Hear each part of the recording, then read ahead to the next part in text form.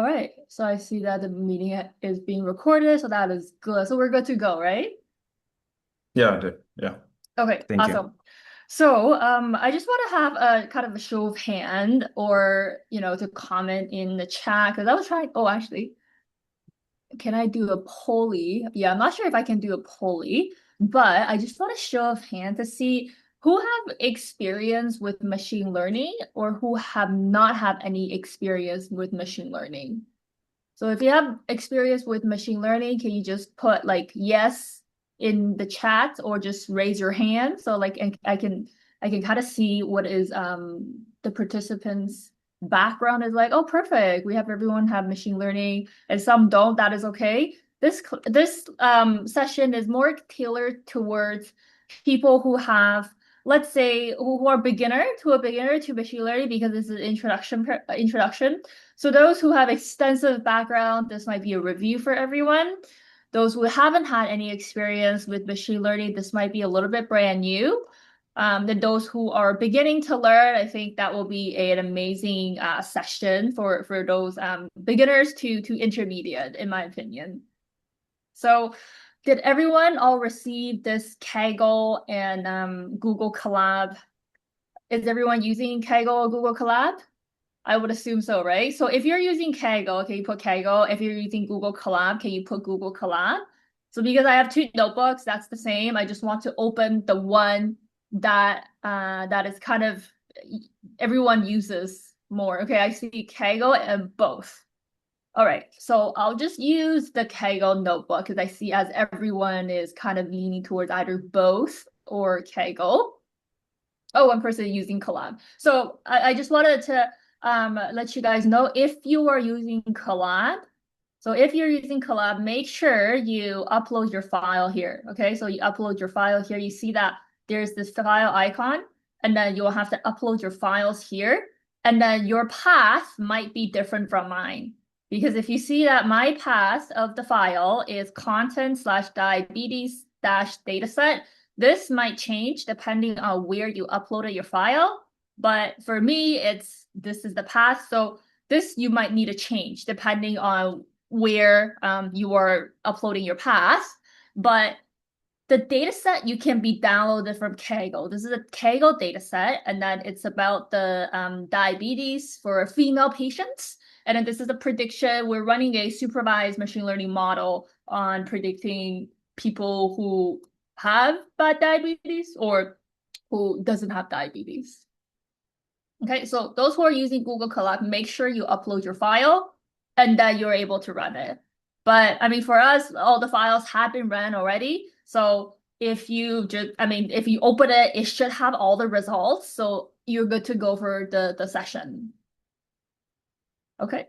Want to see any questions before we go? I guess we don't have any questions.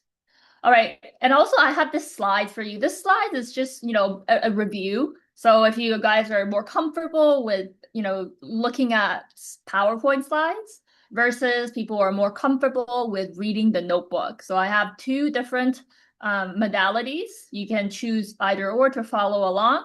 But the idea is that we will go through some of the basic foundations for machine learning. The notebook, did you guys all receive the notebook? I think it should be sent to you this morning or earlier today. Moses and Raymond, they should already have the notebook, right? Not really. So we'll share the notebook after the session. Oh, okay. So you will share. Oh, you haven't gotten the notebook yet. Okay, I see. That's fine. All right. You haven't had the notebook. Okay, that's fine. You guys can follow along the concept. What about the PowerPoint slide? Do they have PowerPoint slides or no? No, not yet. Oh, no, not yet. Okay. All right. That's fine then. If you guys want to take notes, then you can take notes and then they will share that at the end of the session. Okay. So we'll first go into what is machine learning, the types of machine learning, the pipeline, and some of the ethical consideration in medical AI. So first of all, what is machine learning, right? So we've heard this word a lot of time, but it is a subfield of AI in which algorithms they learn pattern directly from data rather than explicitly programmed with rules. So, for example, it's kind of like physicians developing diagnostic intuition after there's thousands of patients. So this machine learning will formalize this pattern recognition mathematically at big scale and consistency. So why it matters is because we have a lot of data, right? So if you have worked with data before or hospital data before, we have a lot of data, and it's just impossible to, with our human eyes to kind of go through all of them. So with machine learning, it makes it a lot efficient. You want to go full screen? Let me see, full screen. Um, hmm. I can make it a little bit bigger. Does it work better for everyone? Because I kind of go back and forth. Let me erase this. Okay, let me do this.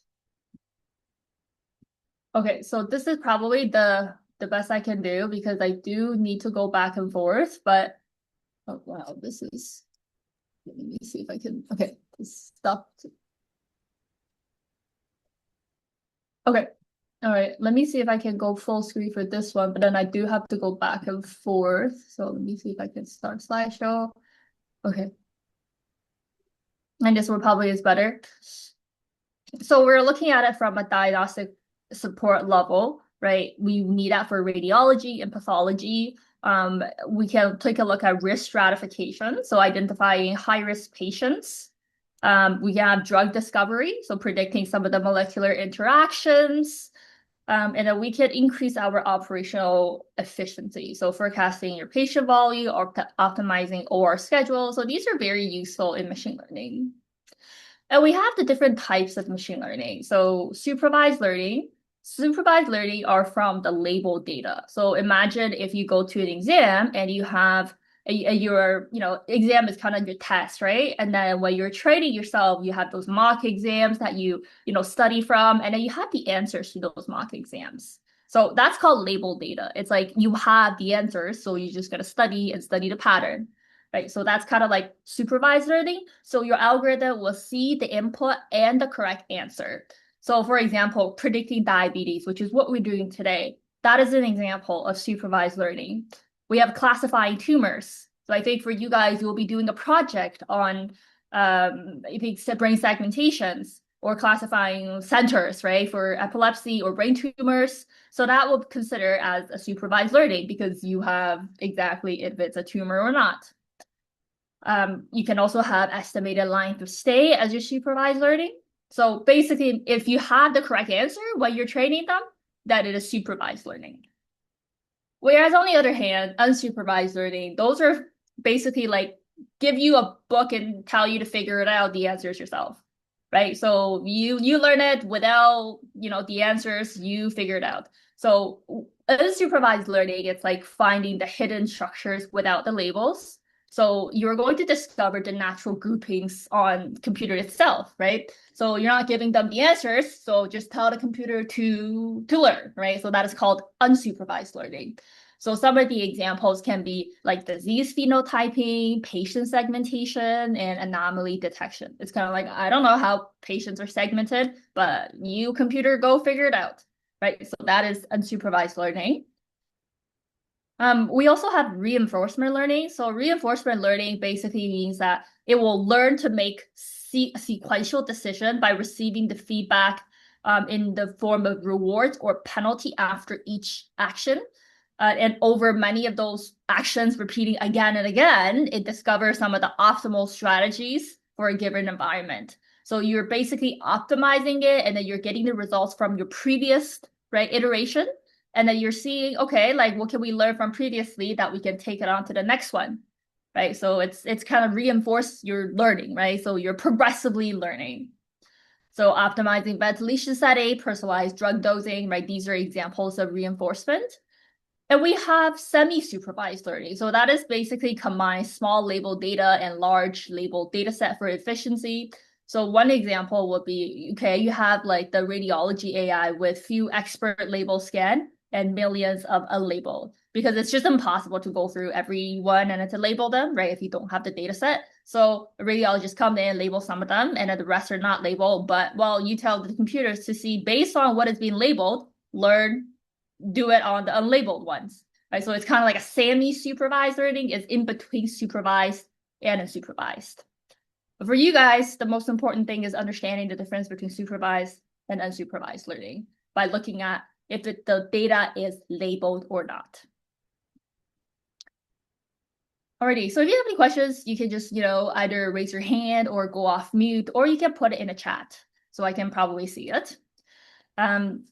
So we're going to look at the machine learning pipeline. So the models can change, but the pipeline itself doesn't change, right? It's kind of the process, right? When we are either diagnosing patients, right? Like, or do a program. I'm not sure if what's your background, but I would imagine it's either a computer science or in medicine. The pipeline of it's the same. Pipeline as in what do you do in the beginning, middle, end, right? To come up with this answer. It's about the same, but then the diagnosis itself might be different, right? So this is the same with machine learning, is that we have the same pipeline, but then the model training itself might change. We can use different model. You can use linear regression, you can use logistic regression, you can use decision tree, you can use random forest, right? Different models, we have different models, but at the end of the day, the pipeline remains the same. So this pipeline goes like this. We have data collection, data cleaning, feature engineering. We do train test split. We train a model, we evaluate them, and we deploy, or we kind of like monitor, right? So data collection is kind of like where are we getting data, right? Are we getting data for Kaggle from the hospital, the EHR, right? The hospital data, or are we getting it from a hackathon, right? Something like that. So you have to identify where is it from. And then, for example, if it's a real world data, you have to watch for selection bias or to understand like who's get tested.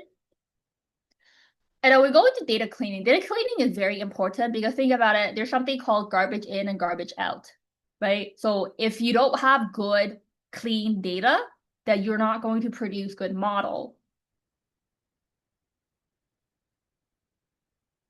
Yes, I'll explain that a little bit, but let me finish the data cleaning. So you see that how you have to clean up the missing values, right? The outliers, some of the inconsistent units, right? So clinical domain knowledge is irreplaceable, and then and sometimes only clinician knows the glucose level of 0. That's going to be impossible, right?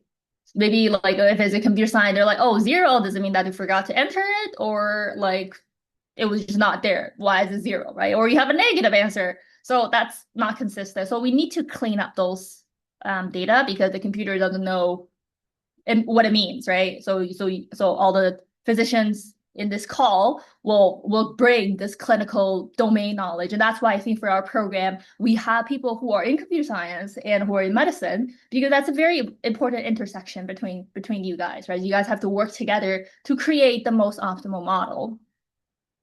And we have things like train test split, right? So preventing data leakage. So data sets must be truly unseen, and then you have to like split by the patient, not by the encounter. And then you have to so basically training the data and testing data, you have to separate them. The reason why is think about having an exam. If you don't, it's kind of like exam questions shouldn't be on your mock exam question, because otherwise it defeats the purpose of having an exam, right? So you're going to train on maybe like 80% of the data, and you're going to test on the 20% of the data, which you use it for validation to see how well your model actually performs, right? So that's why it's important to have this train test split. Think about it as an exam, right? So you don't want answers of your mock exam, and we don't want like what you see in a mock exam on your actual exam, right? Because that defeats the purpose. And we also need to take a look at evaluation and deployment. So all the performance, they must be, so especially in medicine, we need to be assessed clinically for meaningful metrics, right? So it's sure we can have a good model, we can have a very good prediction, but then they have to be translated clinically. So your clinician, they overrides a mechanism, and then you would have to continue monitor the performance drift over time. Okay, so let's take a look at some of the question. In this video, can you elaborate on anomaly detection, like potholes, cracks, and examples of the supervised? Yeah, so unsupervised learning. So think about any type of unsupervised learning as terms of like you don't have labeled data. But for potholes or cracks, you can label them, right? Maybe you can say that, oh, I have somebody, I say that this is a pothole and this are cracks. So those are going to be in some anomaly detection you can look at like population anomalies, right? What are the customer segmentation, what are the patient segmentations? So any kind of anomaly detection are things like that's going to be outside of like not it's like kind of like straight, right? So you cluster them normal versus like not normal, but then you don't have the answers to them. That will be unsupervised learning. But if you have like if you know that this is a pothole and you label them, right, that's considered supervised learning because you know it's a pothole or not, right, from the data set. But if somehow your data set don't have that, then we don't know, right? Random forest classifier, linear regression, those are supervised learning. The reason why is you had the answers to them. So you have the answers, and we call it supervised learning. Anything that you have the answers to, cancer or not, diabetes or not, right? These are called supervised learning. Okay, yeah, good answers, everybody. Okay, so we're going to quickly go over some of the ethical consideration. So you have to look at your bias, right? Fairness, the transparency and the interpretability, privacy and security, and some of our clinical validation before we actually, make suggestions. So make sure that we're considering ethically, especially utilizing AI in the medical field. But we're not going to dive deep into it, but just something to keep it on the back of your mind. Okay, so we take a look at how we do preparing data for machine learning. So we have to split the data, and then data is typically divided into 80% training versus 20% testing data. Your training set is used to fit the model, basically to train the model. That's why it's called training set, right? And then the test set is held back for unbiased evaluation, and that's why it's called testing, right? You're going to make a test out of it. Stratify splitting reserve the portion of each class in both sets, and the test must never influence any pre-processing decisions such as scaling and feature selections.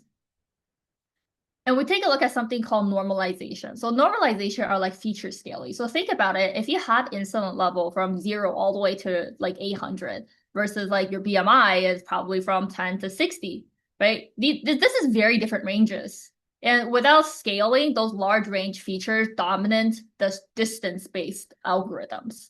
So standardizing them, right? So for example, we have everything from 0 to 1, right? Standardizing them, or if we fit them into a normal distribution, right? So that would make it fair, right, for everyone, because if you have large distance, that might overpower the ones that have shorter distance. So normalization is very important, right? So when we use things like standardized scaling, min-max scaling, those are some of the typical standardization that we do. And we also look at feature selection, right? Feature selection is very important because we need to look at what are the values that are the most predictable, right? Or have the most predicting power, because we have hundreds and thousands of data, right? Hundreds, thousands of columns, right? Columns also called features. So we have so many of those features. Which ones have the most predictive power? Because we don't want to consider 1,000 features, right? So we need to take a look at using ANOVA F-score to measure how well each feature discriminant between each classes. And generally speaking, we pick the top, right? We don't consider all of them, but we pick the top. And we're going to like go over today on how you would use ANOVA to do feature selections.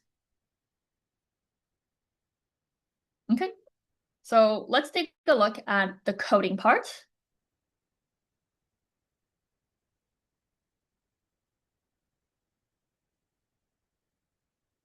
Okay. Hopefully that's big enough for everyone to see. I think it should be good, right? Thumbs up if it's good. I can probably see some thumbs up, I would assume. Okay, perfect. Awesome. Yeah, I'm seeing thumbs up. Okay, so with this KO, right, same thing as before, we've loaded the diabetes data set, and we are always going to import all the libraries in the beginning, right? You see all the libraries are in the beginning, and we're going to load the data.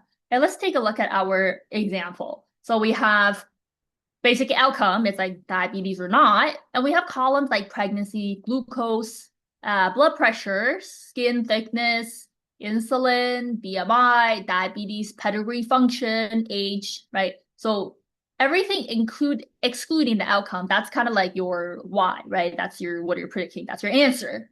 So diabetic or not. These are your features, right? Everything outside of our outcome, that's your features. So first we need to understand, right? Understand data. So that's where the clinicians come in and say that like, okay, so let's take a look at what does it mean by diet. For example, like the other ones are pretty easy to understand, but then what's skin thickness, right? What is diabetes pedigree functions? So some people with computer science background might not understand it, right? And then let's take it like things like glucose, right? Like is it, what does it mean by diabetic, right? What's the meaning? So for example, like normal is under 140, pre-diabetic 140 to 199, and then diabetic is greater or equal to 200, and that's your plasma glucose concentration at 2 hours in one of those oral glucose tolerance tests, right? So these are the things that we want to understand, and then from a clinician's perspective, then you can give our computer scientists here or programmers here some kind of backstory, right? And that's why you guys are also very important in our group. So we have all those columns, right? Okay, so now we understand the columns and we understand the outcome. Like 0 means not diabetic. 1 means diabetic, right? So this is the data that we are working with. But however, certain things that we need to look at is that glucose cannot be 0. It doesn't make sense, right? Blood pressure can also not be 0 because it also doesn't make sense. It means you're dead. BMI can't be 0 because, well, that's just impossible. A person's weight cannot be 0, right? So these represents missing data, right? So sometimes if it's missing, we have to put null value or empty, or it could be 0, right? Which is very common in clinical settings because sometimes we just simply don't have that data, and that's very important. We need to pre-process them.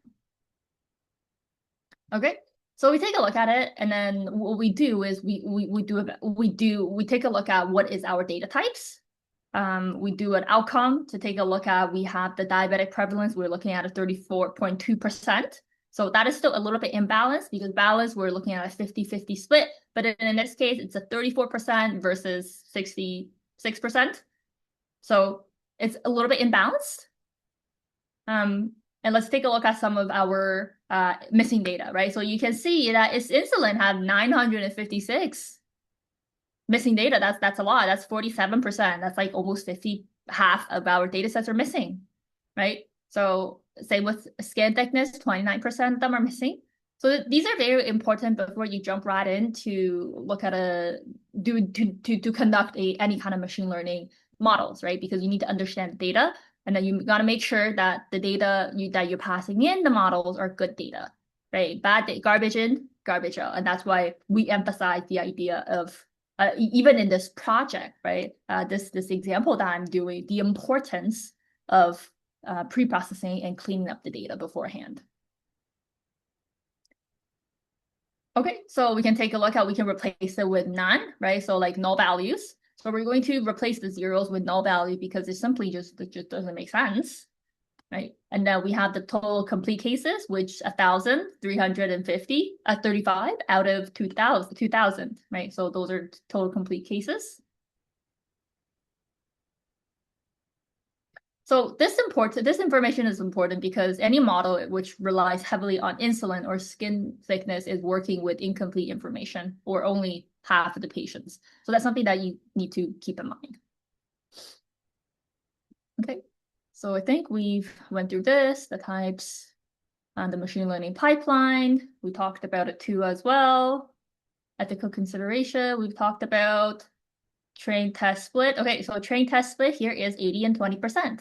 So if we take a look at train test split, this is a very typical code for train test split. When you do a X tray X test, Y train Y test equals to train test split, right? And then you do features, those are the X, target, that's your Y, test size, you indicate that this is 20%.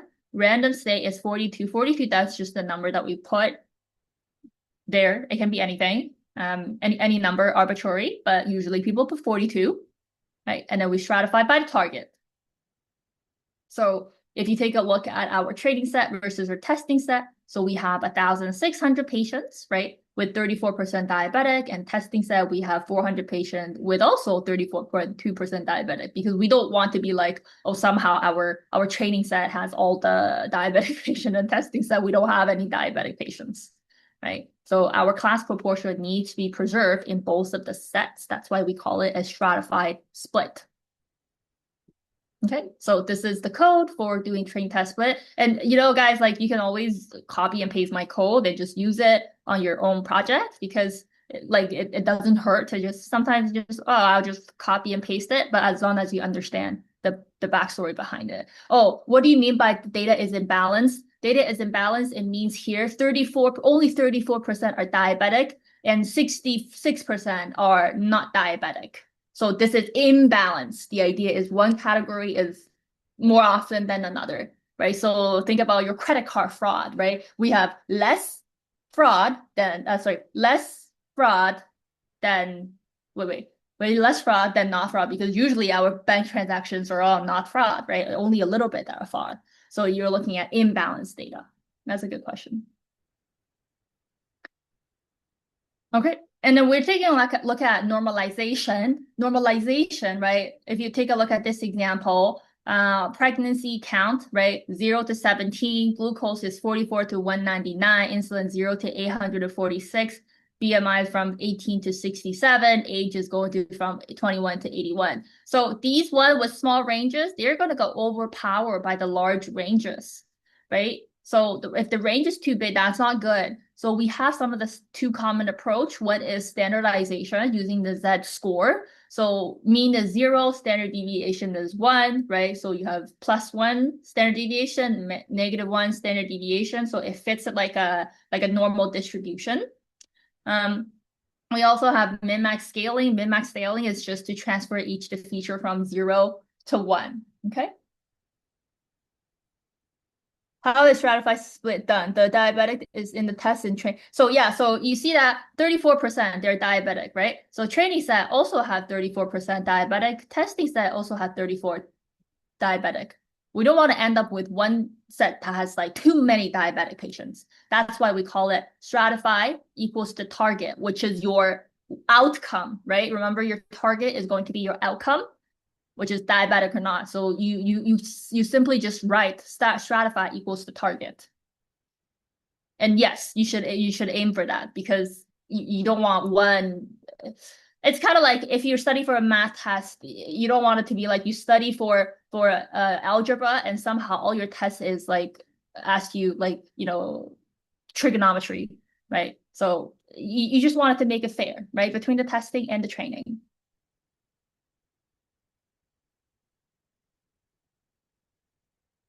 Okay. How we balance, yeah, so we have different strategies to balance. In this case, doesn't really matter, but then we have SMOTE, so like small function to look at the imbalance data. So I don't think we cover it in this session, but then we do cover. So there are a lot of different ways that you can balance the imbalance data set or take consideration of that. But I don't think we will go into it this one because it's just machine learning. But yes, those are very good questions that we can talk about later on when I have more time. But yeah, good question, guys. Okay, so the critical rule is always fit the scalar on the training set only, then apply the same transformation to the testing. If you fit the entire data set, you leak information from the test set into your pre-processing, so that's called data leakage. So you're going to fit the training set only first, right? So for example, here, we are going to fit it like, so if you take a look, right? So we're taking a look at this one, the standardized scalar, right? Standardized scalar. So you'll see that before scaling, right, we have very large range, right? After scaling, right, it's much smaller, right? It's much smaller. It's around like 0, right? It's all centered around 0 with similar scales. So if you can see like this used to be really big, right? Big values, big differences. Here, similar differences. It means that we are standardizing it, right? Around 0. So standard deviation, if you guys remember. Okay.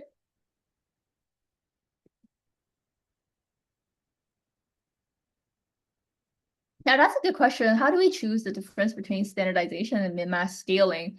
Um, I don't think there's a difference, but I believe that you can use both, I would assume. You can definitely use both. Uh like it depends. Like sometimes if there are presence of outliers, right? So for example, because if you have a lot of outliers, you should use the standardization because it fits a nice normal distribution with like outliers on the side means that they are like further out, right? So you don't want to have the min-max scalar if you have a lot of outliers. I would imagine that that's probably one of the time when you want to use standard scalar over min-max because of the um outliers that's there, right? Because otherwise it's just from 0 to 1, right? And that's a good question. So let's take a look at feature selection, right? So feature selection, we use ANOVA F score. So I think everybody probably here knows ANOVA, right? So those ANOVA F score measures how well each of the feature discriminates between the classes. And it compares the variance between the groups. For example, the diabetic versus the non-diabetic to the variance within each group. So a high F score means that feature values are very different, right, between diabetic versus diabetic. So it means that this is informative. It could be predictive, right? A low F score, on the other hand, it means that feature value, they overlap, right, between the two values. So it is less useful. So we want to look at higher F score. We want to keep the features or the columns with higher F score. So, and then those score, they are typically designed for continuous features with categorical outcome. It's fast interpretable, statistically grounded. It's a very good first pass filter before training of the more complex models. However, it does have limitations. For example, it tests each features independently, so it cannot detect features that are only useful in combinations. It assumes features to be approximately normally distributed, so it fits a normal distribution. And then it's for some of the more sophisticated selection, you can consider the recursive feature elimination or some of the model-based importance, like for example, random forest feature importance, because that takes care of feature selection for us instead of like we doing it. But also, I want to say another thing is that feature selection, sometimes the clinician's point of view is very important too as well. Having the domain knowledge is also very important. Okay, so let's take a look at, so in your example, why would entry with 0 glucose not be left out entirely? Yeah, that's a very good question. Because sometimes the glucose, you can be like, well, if it's only missing glucose, but it has other values, that might also be useful, right? That might also be useful. So if you take a look at it, because even though you're missing a lot, but then in a way that's where collision come in, right? It's like, okay, even though this is missing a lot, but then glucose on the other hand, it has high predictive power if somebody has diabetes or not, right? So you can't just eliminate all this, right? So what you can do is you can say, so you have a selection to say that like, okay, so we can drop, right, the ones that are missing, or you can say that, okay, I want to include them, right? So that's a decision that you have to make because it's saying that like, oh, if I drop this, then means that half our data set is gone missing, right? So is that meaningful? Because otherwise we're missing half of it, right? If we have a small data set with only 20, right? If without half, we're only left with 10, right? So that's a very small data sets. Okay. But The idea is that then this is a decision that you will have to make as a person who's running the model, right? Also with clinicians as well. Using without necessary transformation in the ideal since outliers affect the computation in the mean and deviation, is using it without necessary transformations in the presence of the outliers ideal? That's an interesting question. I would assume that it would not be ideal, right? Like, because if you want to use mean and standard deviation without those transformations, it would be like, okay, it's kind of like not ideal, but it's considered like bad practice because I probably would assume that your outliers would, distort those metrics, right? So if you have like inaccurate representations, uh, it would like it would be a little bit misleading. I think it would be a little bit misleading. Yes, you're right.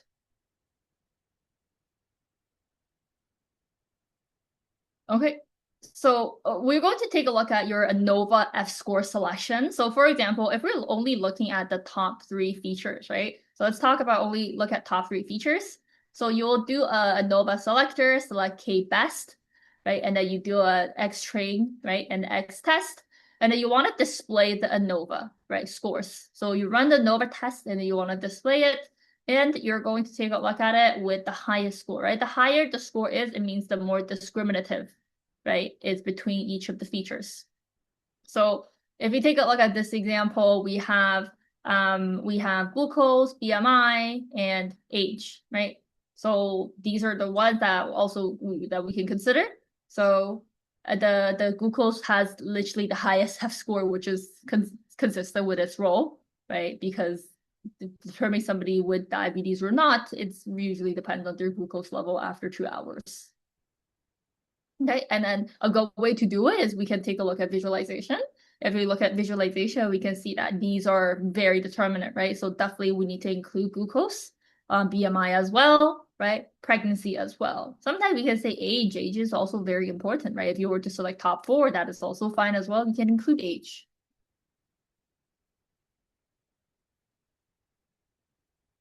Okay, so our top three features, right? It's the glucose, BMI, pregnancy, but glucose dominates F score 3 times as higher as BMI, right? So I would say that it's probably the primary diagnostic tool for diabetes.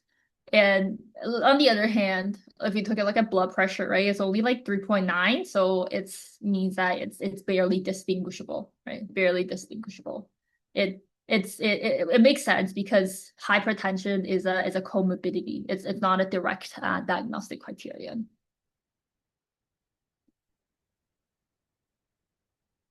Oh, I choose F. There are a lot of, yeah, you're right. There are a lot of feature selection. I chose F score because it's just simple, very simple to do. It is also it's not, we call it any kind of feature selection in especially in medicine. It has to be a collection of the clinician's knowledge and also the computer scientists you like running the statistical analysis, right? So it's just very speedy, right? We talk about why we use ANOVA F score because it's just simple, right? Fast, right? And it statistically makes sense. But it is not like the best, but then it's the simplest, right? You should also always consult a clinician before you do the feature selection, right? Because they would have a better idea, right? Okay, so all good question, guys. So we are taking a look at your exploratory data analysis (EDA). So that's very important because they are like kind of your summary statistics, right? You're taking a look at your summary statistics to see you can potentially catch some problems early, right? And then we can take a look at our distribution. So if you take a look at this, right, pregnancy 0, right, which is like the highest and then goes off this way. So this is not like a normal distribution at all, right? But glucose, right, not normal distribution as well. Blood pressure on the way was somehow at 0, it's so high up, right? But the idea is that we need to keep like put them as null. And then you take a look at your blood pressure and then your skin thickness, your insulin level. Somehow we have a lot of zeros, a lot of missing values. A lot of, and then also BMI. So these are from the original, okay, from the original data, not the ones that we clean. We're just taking a look at a distribution for all features.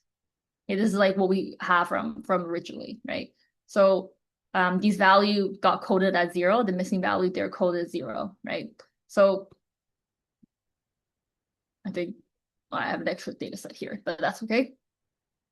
And you can take a look at some of the outcome distribution, right? We have more, right? More note by diabetes versus diabetes, right? This is moderate imbalance, right? Accuracy alone may be misleading, right? So you should also track your precision, recall, and F1 score. So this is something that we can point out, right? But then this kind of medium imbalance, that's not the biggest deal.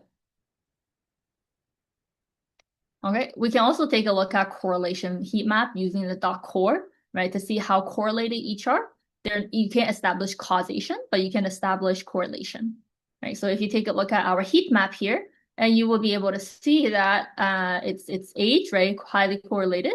Insulin, take a look, like I think outcome, right? Let's take a look at outcome. Outcome, like pregnancy, glucose, right? 0.4546, right? BMI also high, age also high, pregnancy is also high. So you can take a look at your correlation as well. And people use correlation as one of their feature selection tool as well. But you know, this correlation, it can be one as well. Okay. So you can see that glucose is the strongest correlation. Age, pregnancy are correlated. Older patients have more pregnancy, so that makes sense. Age, BMI and skin thickness are correlated because it both measures body fat. So some of the what do you call it? Some of the values, they are correlated among each other. So these are something that you can see as well, okay, to take into consideration. Okay, and you can take a look at the feature distribution by outcome, right? So you can see that the no diabetes versus diabetes, you'll see that, hey, the diabetic patients have a higher value, right, of glucose than the non-diabetic, right? And then is there anything else that's a little bit significant than age, right? Age, right? So a lot of no diabetic people, they are younger, right? So with those kind of distribution graph, you can see the between each outcome, right? What it looks like, and you kind of have a general idea, right? So this is something to give you guys a general idea. Okay. So now we're going to talk about so we're going to jump into the supervised learning. So we have linear regression and logistic regression. These are kind of the foundation. Linear regression, regression model versus classification. We have two types of supervised learning. Regression, we use it as a continuous number. So predicting your blood pressure, predicting your like A1C level, right? Predicting your it can be your hospital length of stay, right? 2 days, 3 days, right? That will be regression. Or like, you know, 2.5 days, something, right? So it can be regression. And then some of the example are like linear regression, ridge and lasso. So L1 and L2 regularization. You use the evaluation metric that you use are the MSE, RMSE, R2, and MAE. And then we have classification or categorical, like classes, right? Yes, diabetic, no diabetic, right? Tumors, yes, tumor, no tumor, right? Cancer, no cancer, right?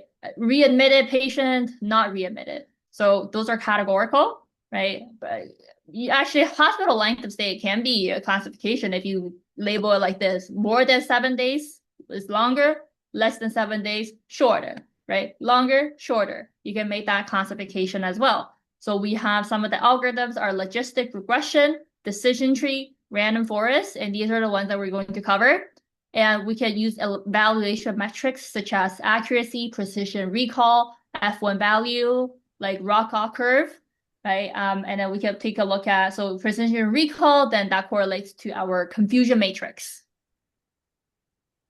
So for our module, we'll cover the linear regression, which predicts the continuous outcome. We're going to look at logistic regression. It predicts the binary outcome. So the diabetic, yes or no. we're going to look at decision tree and random forest. Those are more flexible classification methods. And we're going to look at cross-validation, the idea of what is cross-validation. All right, so first we're going to go into linear regression. So as you know, linear regression, it follows the mathematical model of y equals to mx plus b, right? That goes into probably high school math. If it's a straight line, right? Like a straight line. And then you're predicting the numerical outcome, right? By having this straight line there. But depending on if you have more parameters that you want to predict for, right? You might create a hyperplane, right? But that the idea is that it's going to be a linear regression. As something goes up, your target also goes up as well. Okay. In this case, linear regression would not be ideal, but then we'll take a look. We'll show you why it will not be ideal, because we're not predicting for a continuous value. So we cannot use linear regression. Okay, and how it learns, it fits the line of best fit, right? Line of best fit, it basically just minimizes the sum of squares, right? So your residual, you want to small the residual. Yeah, Pacha recording. Yeah, so I think I am going a little bit fast. If you want to slow down a little bit, like guys, you can tell me. But we also have recordings. If you have questions, you can let me know. Okay. So y equals to mx plus b, kind of think about it as like a line, right? Like a straight line. Do I hear somebody at the background? Yes. Can you mute yourself? Thank Yeah. you. All right, I'll just, yeah, perfect. Thanks, guys.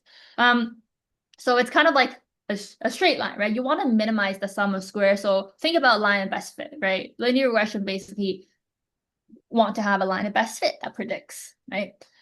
So we have a couple of key assumptions, which are linearity. So the relation between feature and target is approximately linear.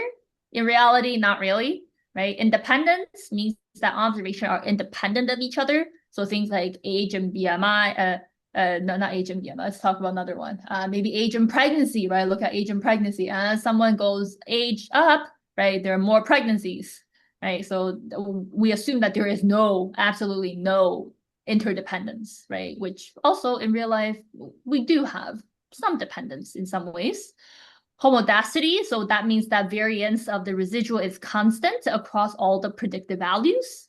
And we also look at normality of the residuals, right? So the residuals are approximately normally distributed. So it's important for statistical inference, less so for the predictions. And the evaluation metrics that we use for linear regression that we talked about earlier are MSE, which is mean square error. RMSE, that's root mean square error, basically take the square root of MSE. R square value, right? So that's probably what you guys have done in high school math, where you have like 1 versus 0 versus 1. 0 means like not good at predicting, versus 1, it's perfect, right? Perfect. And we have MAE, which is mean absolute error. So that's your average of actual minus the predicted. Okay, so let's look at MSE. MSE, it penalizes large errors heavily. Units are squared because it's mean squared error, right? Squared, so you square it. So if you have large error, it really, really penalizes it. RMSE, right? It basically takes the square root of that. So error is in the same unit as the target. So on average, the prediction is off by how much, right? So on average. And we talked about R square. 0 means no better prediction. 1 means perfect prediction. And then we have MAE, right? Mean absolute error. You just take the average. Okay. So if you take a look at this example, if we want to predict a patient's blood pressure from their glucose, BMI, age, linear regression would learn coefficient line. So for each 1 unit of increase in glucose is associated with, for example, 0.15 increase in blood pressure adjusted for a BMI and age, right? So as something increases or by 1 unit, right, your Y value increases by how much or decreases by how much, right? Adjusted for the other variables that you're also considering. But important note for this data set is that our data set for diabetes data is a binary, right? 0 or 1. So linear regression, they are not designed for they're designed for continuous. So we're demonstrating here for educational purposes. And you will see that this is not good. And you can see the prediction, it's not good. Okay, so you shouldn't be using this, but we're going to show you as an example. So in case that you are predicting things that are continuous, you can use this pipeline. So first, we take a look at your X value and your Y value, right? So we select X for the feature, Y is the target. We do a train test split, right? And then same thing, X and Y. So 20% of testing, and then we pick a random state. Random state means that it's going to be consistently split in the same way, because otherwise, every time you run it, you will split at a different way, right? So random state just fixes it. So it's always going to be that kind of run. It increases the reproducibility. So people run it, your code at the other time. It's not going to be like, hey, why am I getting different results? And then we'll do a train very easy. We do a linear regression, parentheses. So this creates an object of linear regression. And then we do linear regression dot fit, right? You do a dot fit of X train, Y train. So we are always fitting the training set, right? Because we want to build a model around training set. So you do a dot fit of X train, Y train. Once you figure it out, right? Once you fit it, so this linear regression, this LIN underscore REG, have this model, and then now you can predict it. How you predict it is what you do is linear regression dot predict, right? So you see that in Python, a lot of our package that we use or a lot of functions that we use are self-explanatory. Fitting a model using dot fit, predicting a model, you use a dot predict, right? And then if you want to show the MSE, there's a function called mean underscore squared underscore error, right? And then that's what we imported in the very, very beginning of those libraries. So if you scroll all the way up to the top, and you will see that we have imported, right? Imported these, I think it was, where is it? Yeah, so the metrics, right? So we have mean square error, R2 score, mean absolute error, right? So everything that we have, they have been imported before. So we need to make sure you import everything before you start running. That's why we have everything imported at the very top.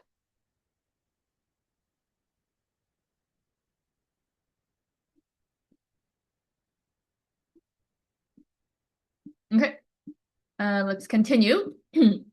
So we do a mean square error of your Y test versus your Y predicted, right? Because what you're testing the square, right? So I mean, basically, you're finding the error between the predicted value versus the actual value, right? So Y test LR, that means your actual value.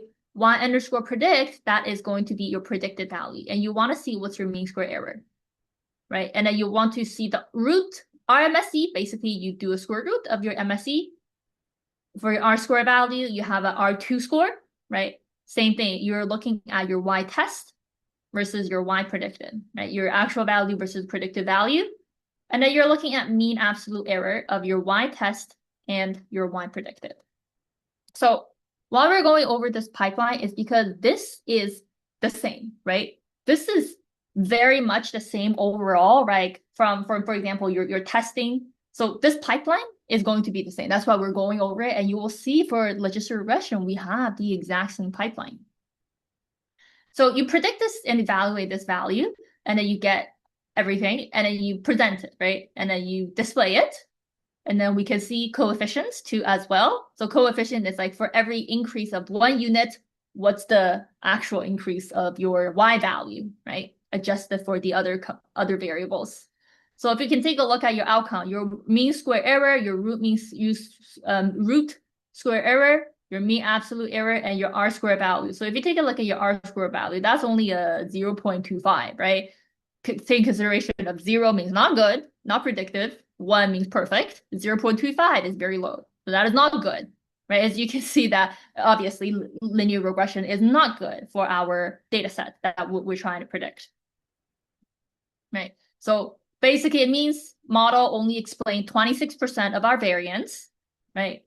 And it's expected, right? So we need to use, for binary classification, we cannot use linear regression. We have to use logistic regression. A logistic regression is based off of linear regression, right? It uses similar concepts, but then it fits in sigmoid curve. Okay, and going to talk about this. Okay, so you can see, right, predicted value versus not predicted value. So this is not good, right? This is not good. And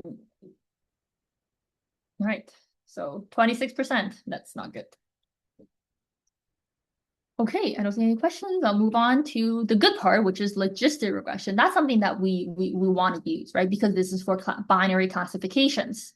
So if we're predicting which of the two categories are an observation belongs to, diabetic versus non-diabetic, despite that it's called logistic regression, it is for a classification algorithm. It's not a regression algorithm. So this name of regression might be misleading, but logistic regression, it is for binary classification, okay?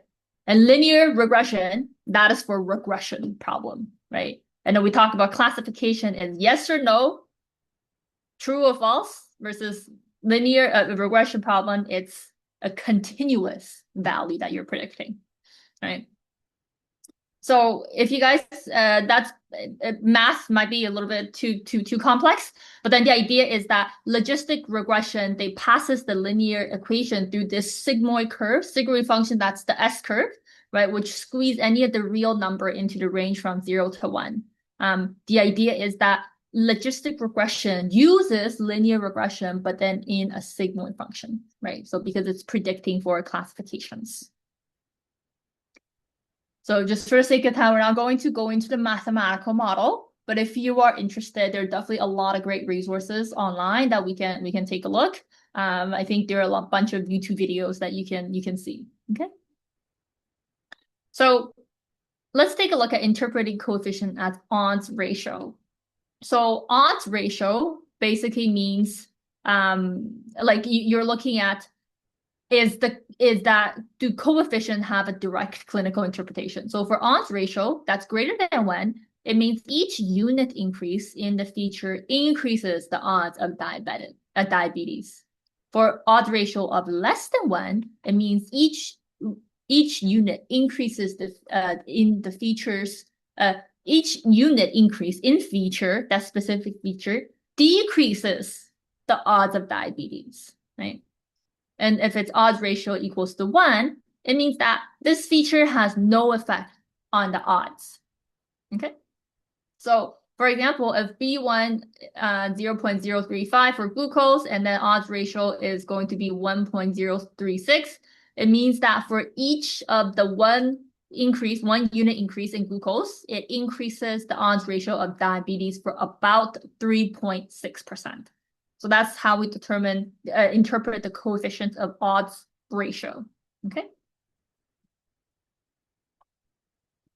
And then how we evaluate, right, classification. So evaluate classification, we use confusion matrix. So I think you probably have heard of confusion matrix, false positive, false negative, a true positive, and true negative, right? These are, I think very important for either a computer scientist or a clinician, because sometimes we need to see, even if a model is overall predicted well, right, has high accuracy, but if you're missing a lot of the predictions, if a patient actually has diabetes and you said that they don't have, that is not good, right? Because this person can go off and say that, oh, I'm not diabetic, I'm living my life, and then somehow they are diabetic and they might be like in trouble. Right. And also in a lot of cancer detection, we do not want to have high false negative, because that just means that we're missing the disease, right? I mean, if it's false positive, they might just do another biopsy. For any cancer, they might do a biopsy and turn up, oh, it's not cancer, great, right? They might be scared, but at the end, the person is no cancer. But if it's a false negative, that's not good, because this person might think, oh, I don't have cancer, right? Or I don't have this problem, but in fact they do, right? So we missed the golden period of time of intervening in early. So we look at, so understanding the confusion matrix, right? What is true negative? What is true positive? What's false negative? What is false positive? We can derive different metrics. We have accuracy, precision, recall, also called as sensitivity. We can have specificity as well, and we have F1 score. Okay, so accuracy is just the overall proportion of what is correct, like kind of like a general performance, but it can be misleading with imbalanced data. And we have precision. It means that, so the clinical meaning is when the model says diabetic, how often is it correct, right? That's precision. And that's recall, it's of all the actual diabetic patients, how many can the model catch? And usually means that we're looking at if this has a false, very big false negative, and that's not good, right? Because missing a case can be dangerous. So for screening program, you really want to take a look at your recall value. It has to be big, right? You cannot have a really low recall score and call it a good model, right? We can look at specificity, which is of all the non-diabetic patients, how many are correctly ruled out, right? So that's when false alarm overwhelms the system. You also don't want that as well, because if you always give them people false alarms, then it also increases on the patient's mental state, right? And also, it's just biopsy can be very expensive to use. So recall, sensitivity, specificity, those are very important metrics to look at when evaluating if the model is good or not. And we have something called the F1 score. So F1 score, that's this harmonic mean balance between your precision and your recall. So for example, when you're both false positive and false negative matters, especially with imbalanced data set, we look at your F1 score. And this is like the actual formula for the F1 score. But then the idea is that it takes consideration of both precision and recall, and you combine it into one score. You call that an F1 score. Okay, so let's take a look at prioritizing precision versus recall. That's going to be a clinical decision. So let's take a look at an example, like prioritizing recall, so that's sensitivity when missing a positive case has severe consequences. For example, cancer screening, right? Or diabetic screening, right? Because they can lead to complications. And you want to prioritize precision when a false positive leads to a significant harm or a cost. For example, like recommending surgery, right? That's a very invasive process where if people don't need that, right, you don't really want to, right? So the false positive can lead to significant harm or cost. Or prescribing a medication, right, with serious side effects, because that might expose to people to unnecessary toxicity. And you use F1 score when both of those errors matter, right? Or if the data set is imbalanced. So for example, like general diabetic prediction, where both false and positive, right? So unnecessary anxiety, and false negative, so the misdiagnosis are undesirable. Yeah, so what's a good recall score? I would say is you're going to hit like around 80%, like definitely well above 80%. That's what we'll do. It has to be big, especially in a clinical perspective. You need to have really good results. And also it depends on how you define it, right? Some people might define if this is like if this is clinically, right, people do 95 even, right? Certain disease, like you want to do 95%, right? Because you don't want to have like missed diagnosis, right? So people might say, I want a 95%, but sometimes it's just hard to hitting those values with any kind of machine learning model by itself, right? So sometimes you have to look at it holistically and determine which model is good. But that's a very good question. Basically the higher the better. And you define, and that value is what you define as. So looking at the code, you will see that there are a lot of commonalities between logistic regression and linear regression that we just talked about. Same thing, we'll have X and Y, which will add the features, right? We're going to take the features, double square bracket. It means that we're taking it as a data frame. One is target. X train, X test, Y train, Y test, and you do a train test split of X and Y test that is 0.2, random say 42, and then you stratify it with your target, which is your Y, right? So you see that how this is very, very similar, right? You're like having a deja vu moments. You're taking a look at training the logistic regression. we're going to do a logistic regression, right? That's the name of our model. And then we're going to do parentheses. Max iter is 1000. So max iter, I believe, is 100. Sometimes it might be not enough iterations. So you have to increase that. Random state is going to be 42. And then you do a dot fit, right, of your X train and your Y train. So training it is the name, right? And then you do a dot fit of X train and Y train. And what you want to predict, you do a dot predict of X test, right? And then we also, for our logistic regression, for any of the classification models, we have a predict probability. So probability of a class, right? So for example, what was the kind of the vote, right? It was a 30, 70, and then we take 70%, right? Because that's a probability, right? We take whichever one that is the higher probability. Okay. And then we can take a look at your evaluate the metrics. So if you want to evaluate the metrics, confusion matrix, right? You can do a confusion matrix of Y test and Y predicted, right? Always put the golden, your actual answer, and then your predicted value at the end, right? You do a confusion matrix, you do an accuracy score of Y test, Y predict, you do a precision score of Y predict, Y test, Y predict, recall score, Y test, Y predict, F1 score, Y test, Y predict, right? And then you display it outside and you can see our accuracy is, oh, not bad, which is 80%. Let's look at our precision, 76%. Recall is 60% and F1 score is 67%. Can we say that this is a good model?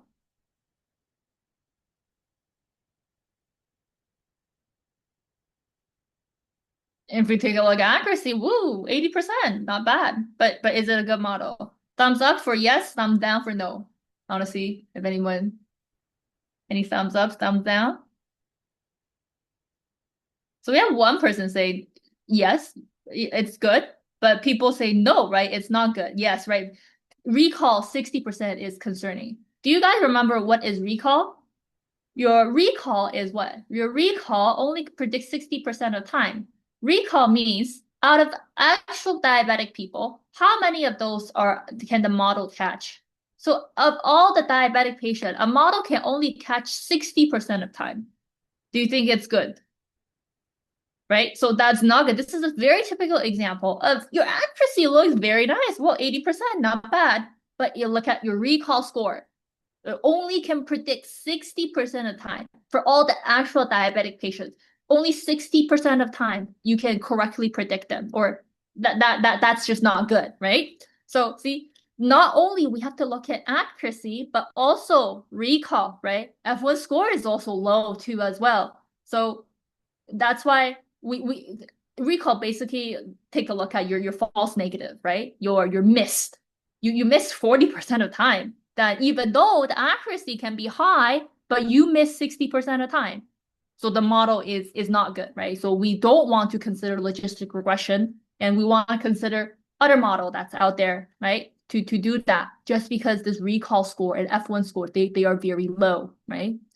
So this is a very good example of accuracy alone does not predict if the model does not determine a model is good or not. We need to look at our recall score, F1 score, right? Especially in a clinical setting. So test set of 0.2, it means 20% testing, 80% training. We're training on the 80% of our data and then testing them. Your exam only has 20% of data. Why do you think evaluating learned coefficient is important? Coefficient is important. Evaluating learned coefficient. Oh, coefficient. Basically, that coefficient, it means that that's your weights, right? In a regression model. So like if you want to evaluate those learned coefficient, because it makes it like, okay, instead of saying like, okay, it's a black box, it's like for every increase, right? What was the effect on the Y value? And that's what coefficients are. So every increase in X value, what's the increase or decrease Y, right? That's why your coefficient is important.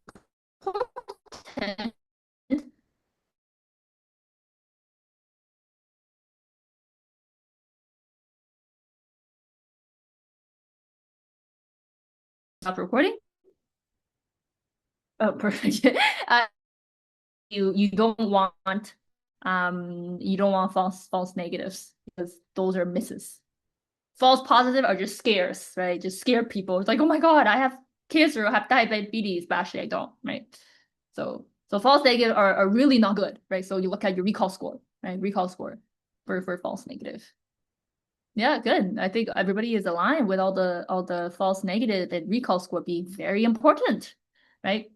And yes, so if you have 80% for your precision, recall, F1 score, if it's like 80%, then I think it's pretty good because it's a prediction model, right?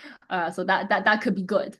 But then 60, not good, right? 60, you're looking at a just not even much better than a guess, right? So this is not good. Okay. All right, I see a lot of discussion, guys. Very good job. And then if you take a look at this confusion matrix, just graph it out, right? So you can see your actual versus your predicted, and sometimes it's good to visualize it, right? So if actual of diabetes versus no diabetes, wow, this is a big number, right? That it cannot predict too well, right? This is a big number. This is something that we don't want, right? This is the false negative that we don't want.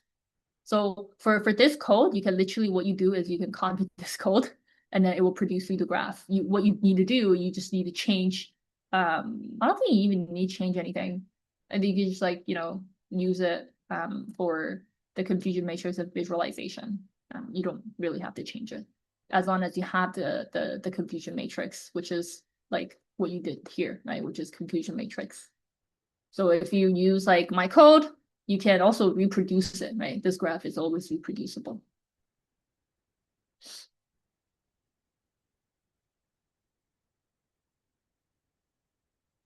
So yeah, for 54 patients with diabetes were missed in the screening context. These are very concerning. Okay. And then you can take a look at your classification report. You can have a detailed classification report. So you have like Y test, Y predicted. Always put the Y test first and then your predicted value, right? And then your target name is no diabetes and diabetes. So you'll see that your precision, recall, F1 score, and then like your support. And then we have accuracy of macro versus micro. Macro and micro, it only matters if you are looking at more than more than two. So if you're looking at like three different categories, right, that would matter. But in our cases, it doesn't really matter too much, right? And then also for imbalanced data set, if it's really imbalanced, then that would matter. Okay. All right. Any question before we move on?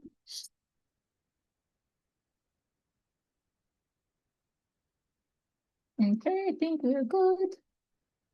All right. Okay. And we can take a look at the Rockoff curve. So this is a Rockoff curve that we produce. So you're looking at a 0.846. So without recall and precision, right, it might be good, right? That's not a bad value. But however, right, so if you take, so just by looking at it, but this is more like accurate, so like you're looking at a true positive rate versus your false positive rate, right? So then that you're looking at, okay, so for Rockoff curve is 0.846, what does that mean? It means if you pick one random diabetic and one random non-diabetic patient, the model correctly ranked them 85% of the time. So for a Rockoff of 0.5, that means a random 0.7 to 8, it will be acceptable. 0.8 to 0.9, it will be excellent, and 0.9 and above, it's going to be outstanding. Okay. All right. Okay, so I think this is good. Uh, let's take a look at our odds ratio. So for odds ratio, if you guys remember what odds ratios are, so odds ratio for every 1 unit of increase, it raises the diabetic odds. If it's greater than 1, odds ratio less than 1, it means for each unit increases, it will lower the diabetic odds. Right? So these odds are all greater. It means that what? It means that every time your BMI increases, you're going to increase the odds for you to have diabetes by 7.8%. Right, for example, I'll call it. Sorry, 7.88, so 7.9%. Yeah.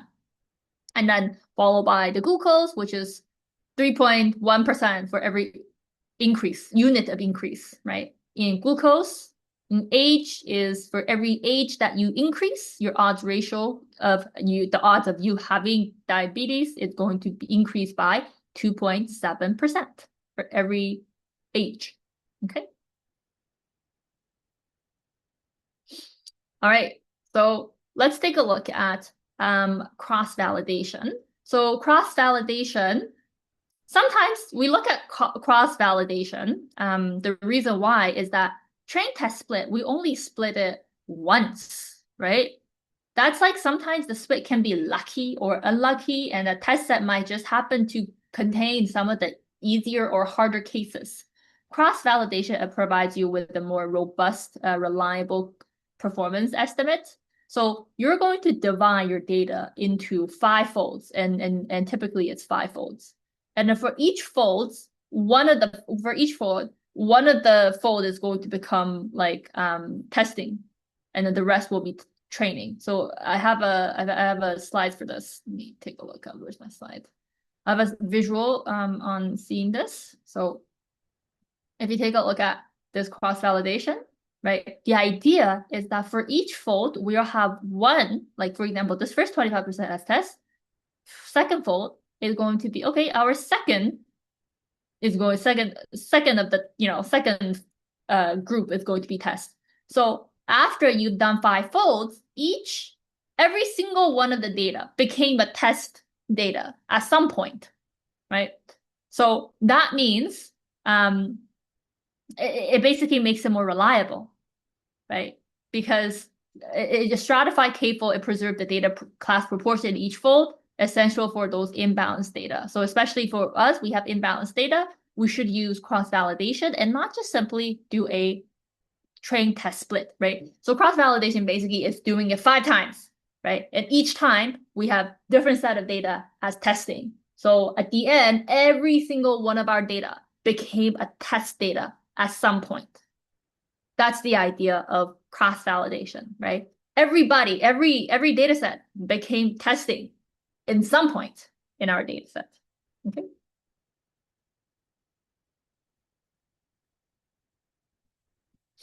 All right.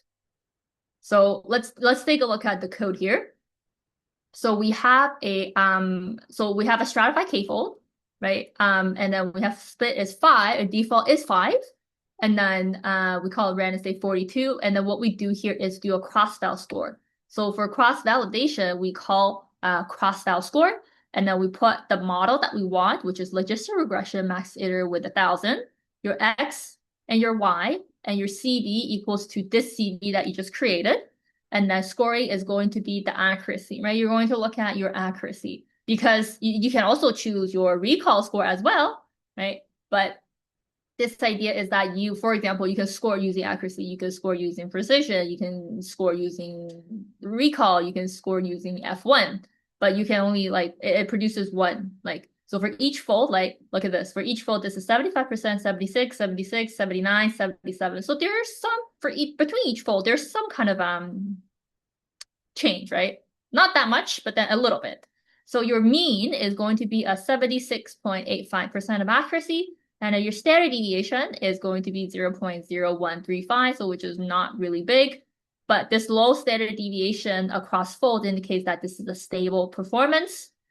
Always report the mean plus standard deviation in the publications and not just single test numbers. So if you want to report, right, accuracy, right? So you want to do the mean accuracy and including your standard deviation, right? To see that if your model, if it's accurate, it's stable or not.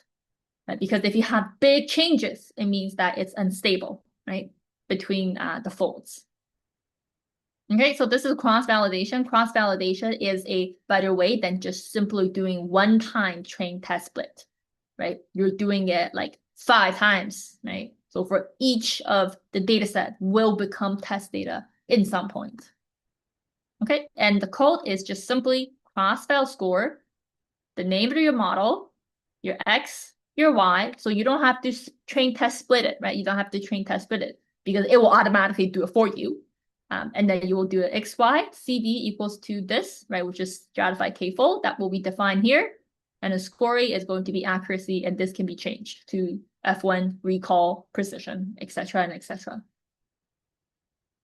Okay. All right, so this is logistic regression, okay? Think about it as like, this is our first classification algorithm that we've learned. And now we're going to move on to another one, which is called decision tree. So decision tree, it makes prediction by asking a series of yes and no questions. Think about a tree, right? Yes, no. Yes goes left, right goes no, for example, right? So, and then you like kind of ask them question again and again, and then you reach the final answer. It's kind of like a dichotomous key, right? So your clinical analogy is kind of like, oh, is the patient glucose greater or equal to 200? If yes, check BMI. If BMI is greater than 30, well, then classify as high risk, right? So decision tree will formalizes and optimize this process. And how does the decision tree work? It will be start at the root node for the entire data set, and then you're going to select the best feature and threshold to split the data. And then you can use Gini impurity versus entropy. Gini is faster, entropy is more accurate, but a little bit more costing. Gini impurity measures how often a randomly chosen element will be incorrectly classified. So lower means purer nodes, and entropy, it measures the reduction in uncertainty after a split. So higher gain, so higher information gain, it means a better split. But for you guys, just think about it this way: Gini is faster, entropy sometimes is more accurate. But it takes more time. And then you repeat recursively. So for each branch, you stop until a criteria is met or the maximum depth has been met. So we have a lot of the key hyperparameters for tuning. And you know, for you guys, when you look at decision tree, I think one thing that you should know is your let's take a look at decision tree classifier. And then if you take a look at scikit-learn, this is a very good documentation. So if you go into your decision scikit-learn, this is where you find all the documentation. It will tell you criteria can be Gini, entropy, or log loss, and default is going to be Gini, right? And then your maximum depth can be how deep does the tree go? Does it just go 5, or does it go indefinitely until it hits like an actual answer? Right. So this is a very good documentation. I think it's scikit-learn.org. Inside of it, it contains documentation for all the functions that that this scikit-learn library possibly have. And this is a very good resource to have. And every time you're not sure about how you write a code, you go into this documentation and you take a look, right? What are some of the defaults? So here are the default ones, right? What are the defaults and how can you do hyperparameter tuning?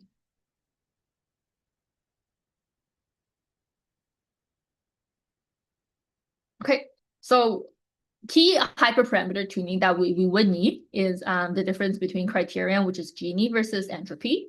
We have maximum depth. It means that how deep the tree goes, right? The deeper it is, the more complex is it. But that it has higher risk of overfitting. Overfitting means it's too resemble of your training set. It cannot be generalized, right? Think about if it's a line of best fit, and overfitting will be like zigzags, right? It's too fitting of your training. It cannot be generalized enough.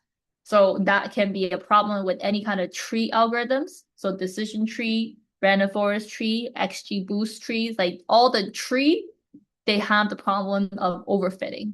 Means that it's going to be it's too resembling of your training and not generalizable enough. So we can tune the parameter by saying that, okay, our maximum that is just going to be 5. It's not going to be any further than that. I'm not sure if I have a picture of it. I might be able to have a picture of it somehow. Yeah, this one, right? So if I take a look at it, if I say it's 5, then okay, so it just have 5 layers and that's it, right? I'm not going to go any deeper because if I go deeper, this tree can be very deep, right? It can be very deep until I reach an answer. So if I set that, okay, maximum then is 5, then all right, then we have 5 layers and that's it, right? It does like 5 splits and that's it. And then we have min sample split, means that it's the minimum sample to split a node. So higher values, it will prevent overfitting. And min sample leaf, right? So it's the minimum samples in a leaf. So that prevents very small noisy groups. So some of the advantages for a decision tree is that it is easy to interpret and visualize. It can trace exactly why a prediction was made. It can handle both numerical and categorical data without scaling. It captures nonlinear relationships naturally, and then no feature scaling is required. So for decision tree, that's a good part about them.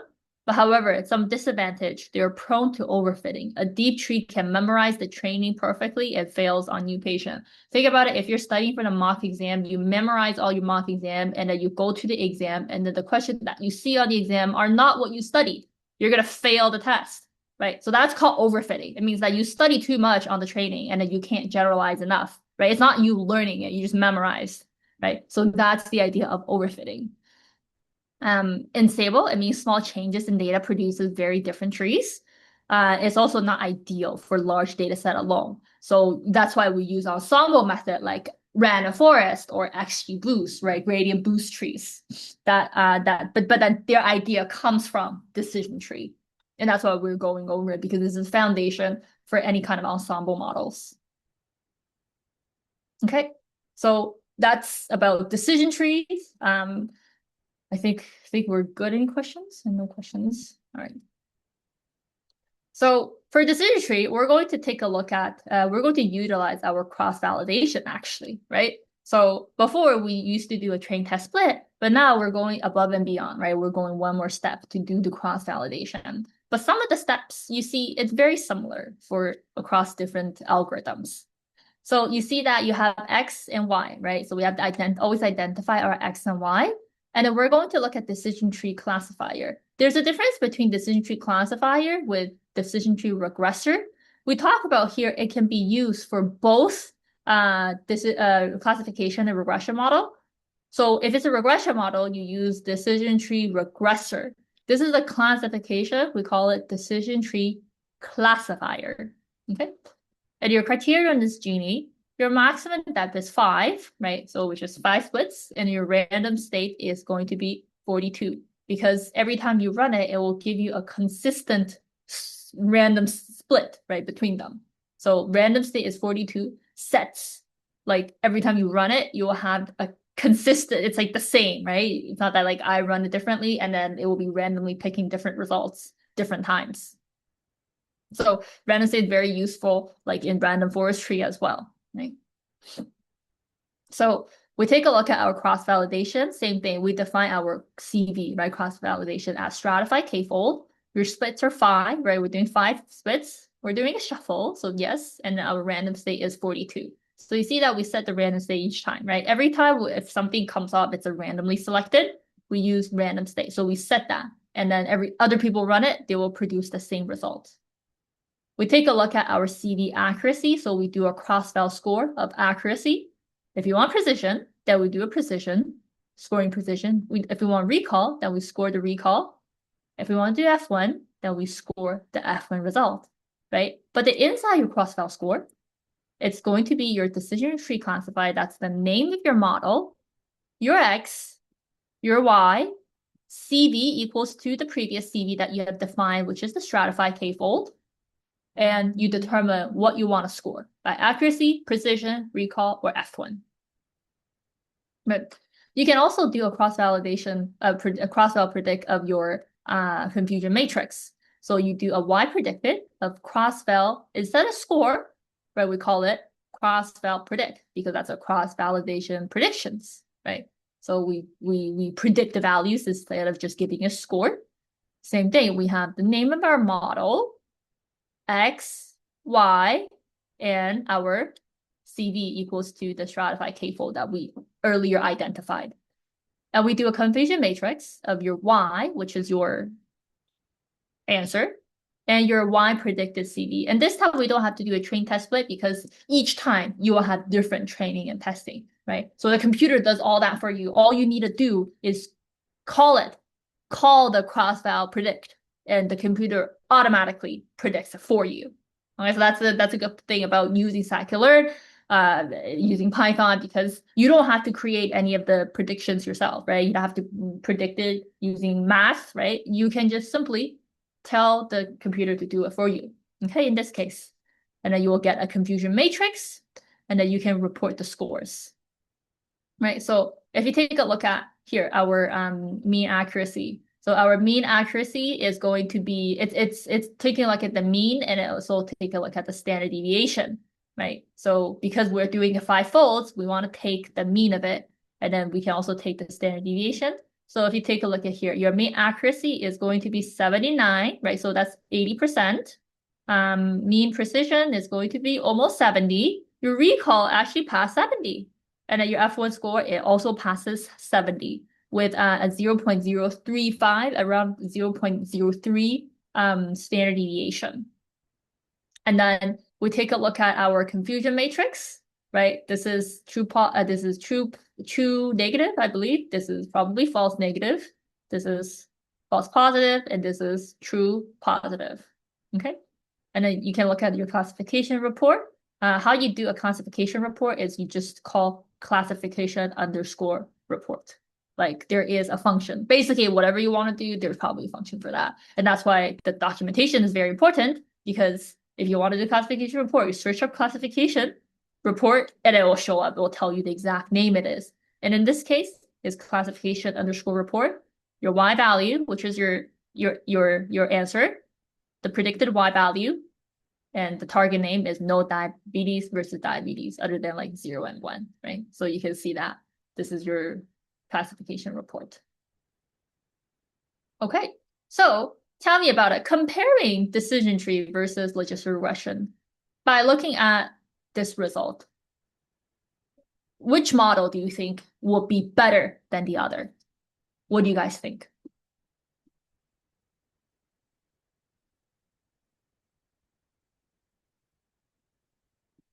Anyone? Decision tree versus, yes, very good. Decision tree is better, right? Very good. So decision tree Decision is tree is better. better. Yeah, very good, guys. So decision tree is better because you have a better recall score, right? Look at that. Your recall score is going to be like 70, right? Your overall, your precision recall F1, they're 70 rather than before, it's only 60, right? So it has better, right? Because it catches more of the diabetic patients, right? So it means that for across all diabetic patients, you can correctly predict 71% of the time, which is pretty good, right? But then your precision is a bit lower. But people say that, well, I'm okay with precision being lower, right? Because the priority is screening, which is catching, right? I don't want to miss anybody. So in that case, you will say, all right, decision tree is going to be better than logistic regression. Okay. And this is just a visualization. So you can literally copy my code, and then you can do a plot, right? So you do it just clf.fit, and then you will plot the tree. And you can see that this is what the tree looks like, and you can follow exactly like how they determined it, right? You follow exactly on how they determine it to get the final answers. And you can see that there are only 5 layers to this. Okay. So within the tree, so each node shows the feature and threshold used to split, the Gini impurity, the number of samples, the majority class, and you can follow any branch from root to leaf to see decision path for a patient. Okay, so this is decision tree. And now we're going to move on to random forest. Random forest, think about it, is many, many decision trees come together and they give you a predictions, right? Think about a decision tree on steroid or something. Just many, many of them coming together, and then you do a vote, right? Of many decision trees. So that's why it's called ensemble learning, because you're using many trees together to get a final answer. This is one of the most popular and effective machine learning algorithm across all domains, including medicine. So how it works, we have bootstrap sampling, so bagging. Bagging means it will create multiple random subset of the training data, right? So sample with replacement. So if you take that out, right, to sample it, but we put it back and then we sample again. And these kind of sampling, it's random, right? Each subset will train a separate decision tree. And then feature randomization. So for each split in each tree, only consider a random subset of those features. This forces the tree to be diverse.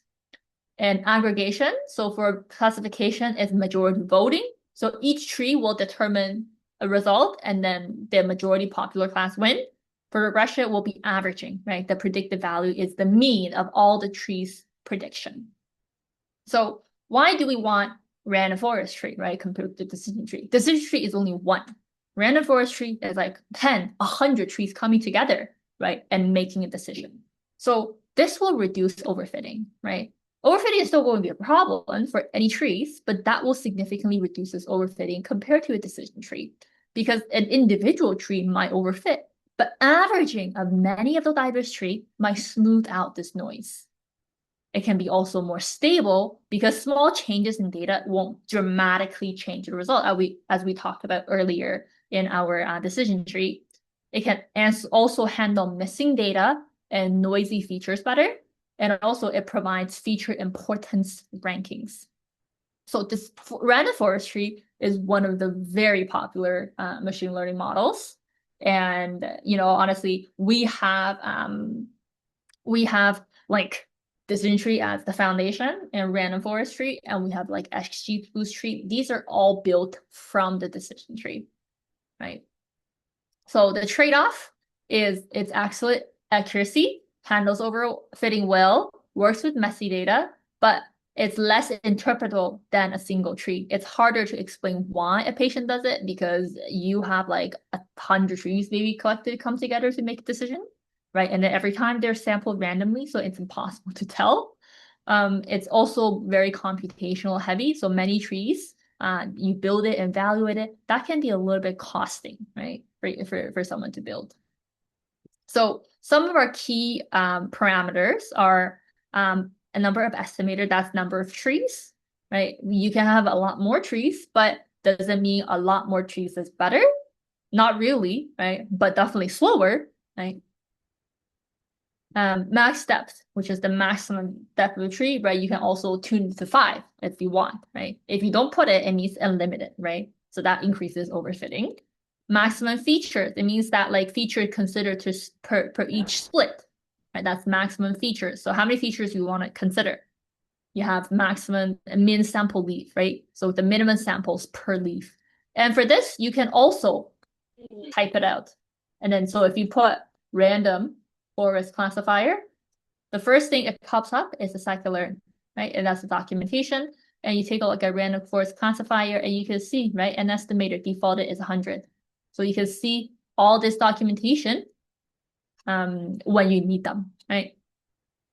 And then for random forest classifier, for classification, if you have a regression problem that is predicting a numerical result, we have something called random forest regressor, right? And that regressor takes the average, right? Takes the average rather than taking the average, rather than doing a majority voting, which is what we are doing here, right? Because it's a classification model, so we need to call it the random forest classifier.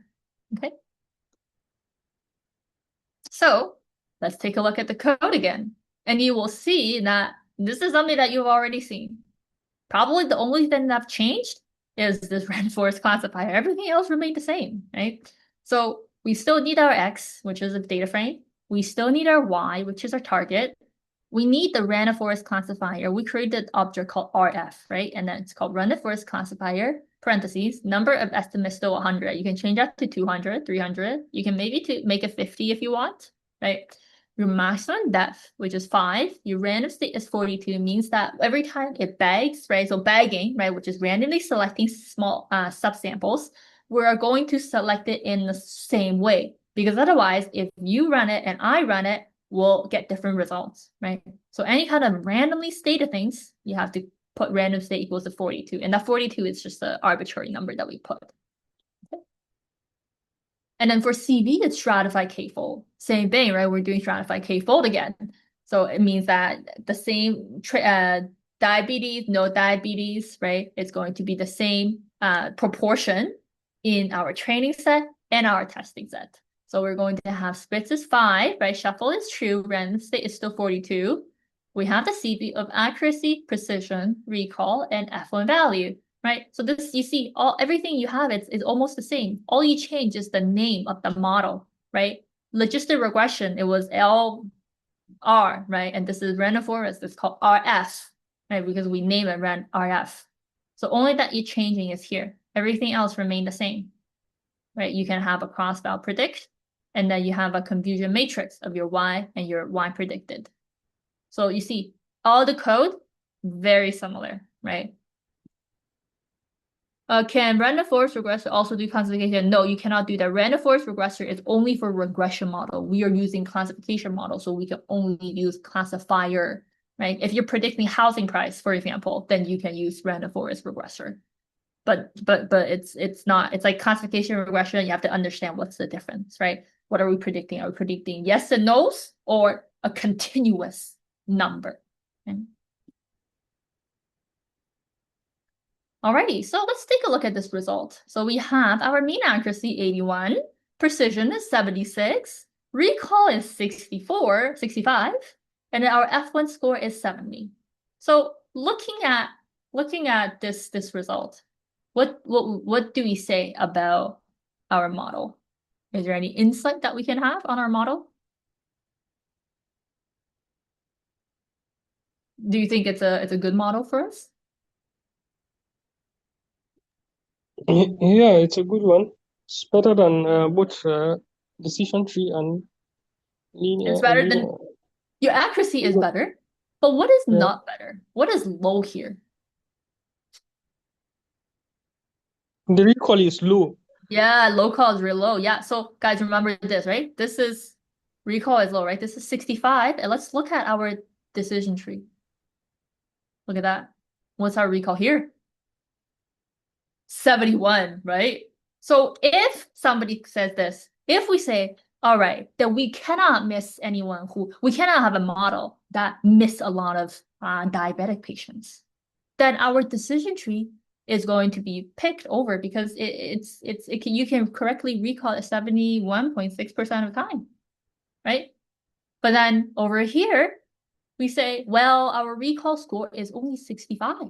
Even though this is a more robust model, maybe we can't pick that because we have such a low recall score. Our recall score is not even 70 yet, right? So that depends on how, also, that's why we have to work with both clinician and computer programmers. Computer programmer can produce you this result, but clinician have to take a look. It's like, can I accept a model that can miss a lot of the diabetic predictions and miss 35% of time? And if the answer is no, then we cannot use this model, even though this could be a very good model for other data set, but it's just not going to be cut it for us because we cannot predict diabetic patients correctly, right? With a good recall. So yeah. Yeah, very good. So it's less precise, right? So it's actually not that good, right? Maybe we want to try some other models, right? Maybe we want to try some other models.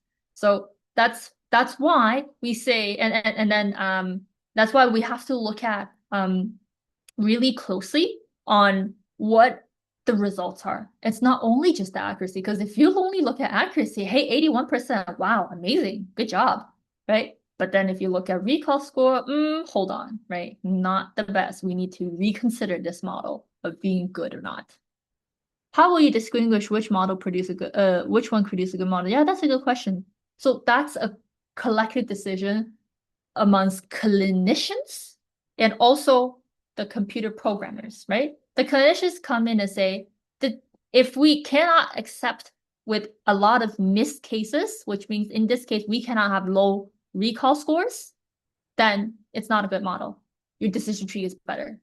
But if somebody said, well, I'm fine with, having a low recall score, I just want a high precision, say, for example, right? Then we'll say that, oh, random forest is the best model for you because it has the highest precision. So this is going to be, you have to look at it holistically, and it's different for each of the cases. It's different from what clinicians say of what makes sense, right? So a good model, not just based on a single value, but also across accuracy, precision, recall, and F1 score. And what do you want to prioritize, right? What do clinicians think is the most important? What makes sense for them, for their patients? And that will be a good model. So it's not just one score, right? But many consideration, many factors. You might need a discussion amongst that, right? And then you have to determine what will be acceptable. And sometimes you just cannot hit that 70 or 80% that you want, right? And you just have to stick with one model that has the higher recall score than the rest, right? Maybe it's just impossible to hit it 80%, right? That's very possible. Right. And that's what computer science person needs to be like, oh, wait, hold on. Like we just can't have that kind of model because it doesn't work, right? Unless we do something else, we predict for other things. Maybe we need to add other columns, other features, right? Maybe we need more data, right? So that's a collective decision amongst the team. Okay. But yes, this recall score too low. If that's important, then not good, right? So we can take a look at your feature importance, right? So glucose, very important, BMI, and age, right? So this is a feature importance that we look at because we only use glucose, BMI, and age. And then you see that glucose level is the highest feature importance, right? So glucose is by far the most important, which is consistent with clinical guidelines, where OGTT glucose is the primary diagnostic criterion. Okay. Alrighty. Okay. So let's take a look at here. Looking at it from, let's call it like from a kind of like a pipeline perspective. Let's see which algorithm is the best, right? So we're going to compare it side by side. And this basically goes like this. We have your logistic regression, your decision tree, and your random forest. And then you'll make a table of accuracy, precision, recall, and F1. Right? So you want to compare across all metrics. And how do you write this? Is that we define our X and Y, we define our stratified k-fold, and then we have the different models that we look at here, right? Our logistic regression, our decision tree, and then our random forest, right? And then we're going to look at a comparison, and we are going to run a for loop, right? Run a for loop for models. For every single model, we're going to run your accuracy, precision, recall, and F1 score, and then you're going to display the result like this. And that's what you get. So your model name, and then your accuracy, precision, recall, and your F1 score. What if you scale training? Yeah, that's very good. So if you scale your training data, but then your testing data is going to be a lot smaller, right? So it depends. If you have 2,000 data, if your testing data is a bit smaller, that's fine. But if we only have 100, then your testing data will go from like 20 to 10. So that can be like not representative, right? It can be not representative. So yes, you could scale it, but then 80-20, it's usually it's a good split already, right? So maybe you want to consider more features, different columns, more data, right? For example, maybe you can do hyperparameter tuning, right? Maybe you don't want your beat Gini, maybe make it entropy, right? Instead of 5, maybe make it like 6 or something, right? So maybe 100 tree, make it 200 tree, like say if, right? So we can do some parameter tuning to maybe get that number up a little bit, but then it wouldn't affect it too much, okay? And you can't just compare only accuracy, right? You have to go across all metrics. So for example, for diabetic screening, you want to prioritize your recall, right? So we want to catch all the diabetic patients. And then for treatment decision, you want to prioritize precision because you want to avoid false diagnosis. So this best model, it really depends on your clinical context. So for a population screening program where missing a diabetic patient has serious downstream consequences, the decision tree's high recall is preferred. But for a clinical decision support tool where a positive prediction would trigger an expensive and invasive follow-ups, then random forest with the higher precision model will a precision score will be more appropriate. So that's clinical. Yes, it will be accuracy F1 score, recall, and then F1. Those are the ones that we look for. And then this is like and these four are usually good enough. Yeah. Yes, stratified K-fold would be because you want to have an equal distribution of the diabetic versus non-diabetic in both training and testing. So we use stratified K-fold. So just make it fair for people. Make it fair. All right. So I think we're hitting the end, but we still have like unsupervised learning. So I think Moses, Raymond, how do we want to do this? Because I still have a couple of unsupervised learning to go through. But if we look at just follow, are they able to follow, like, for example, my what do you call it? My notebook by themselves? Yeah, so I think they can. Yeah, I think you should continue. For those that we have that might need to drop off, that's okay. We're Uh-huh. going to provide recordings for them so that we can have a robust um material for them to review afterwards. Okay, sure. So you want me Yeah, to continue on, right? yeah, Moses, Okay. are we on the same page? Yeah, yeah, yeah. All right. Yeah, So we'll make the okay. You guys recordings are still able available, to yeah. record, right? Yeah, yeah. Okay, Yeah. perfect. All right. So yeah, so I mean it's time for the end of the class. So if you want to go, definitely you can drop off and watch the recording afterwards. But if not, then like you can Rock Hawk, you're just looking at sorry, just if not, it's like you can continue stay on. So Rock Hawk is just your sensitivity versus specificity. It look at different things. It'll look at like different results, but then typically your F1 score, precision, recall, and accuracy, it is sufficient. But you can definitely draw this, right? To be another evaluation technique to look at how good your model is. Absolutely, you can still do it. The AUC level, you can still report it. And then you just use like this AUC, right? Rock off score. You just write rock underscore awk underscore score, right? And then you can do that. You can do that if you want, right? And then sometimes if you want to do one split and then you do one train test split to do any graphing, you can do that as well. Okay. Because cross validation, it gives you like an average across 5. But if you just want to do one and then like do some graphing, you can do a X train, Y train, X test, Y test, do a train test split, and then graph one of them. Okay.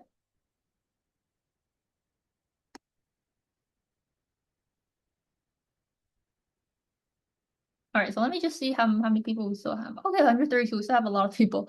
All right, so I'll continue. So we talked about unsupervised learning, right? Now we're going to go into unsupervised learning. So unsupervised learning, it means that we don't know the answer, right? Think about it. It's not labeled. There's no correct answers.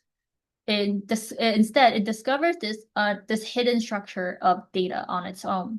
So why do we need this, right? Supervised learning, it will require label data, but if labeling is expensive, time-consuming, and sometimes impossible, so for example, what if you want to discover new subtypes of diabetes that we haven't defined yet, right? Or what if you want to group patients into risk categories without predefined thresholds?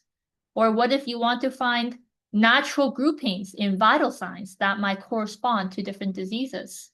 So these, it's just we can't label them, right? We want the computer to figure out our patterns for us. So we would use unsupervised learning because we ourselves can't give you the correct answer, right?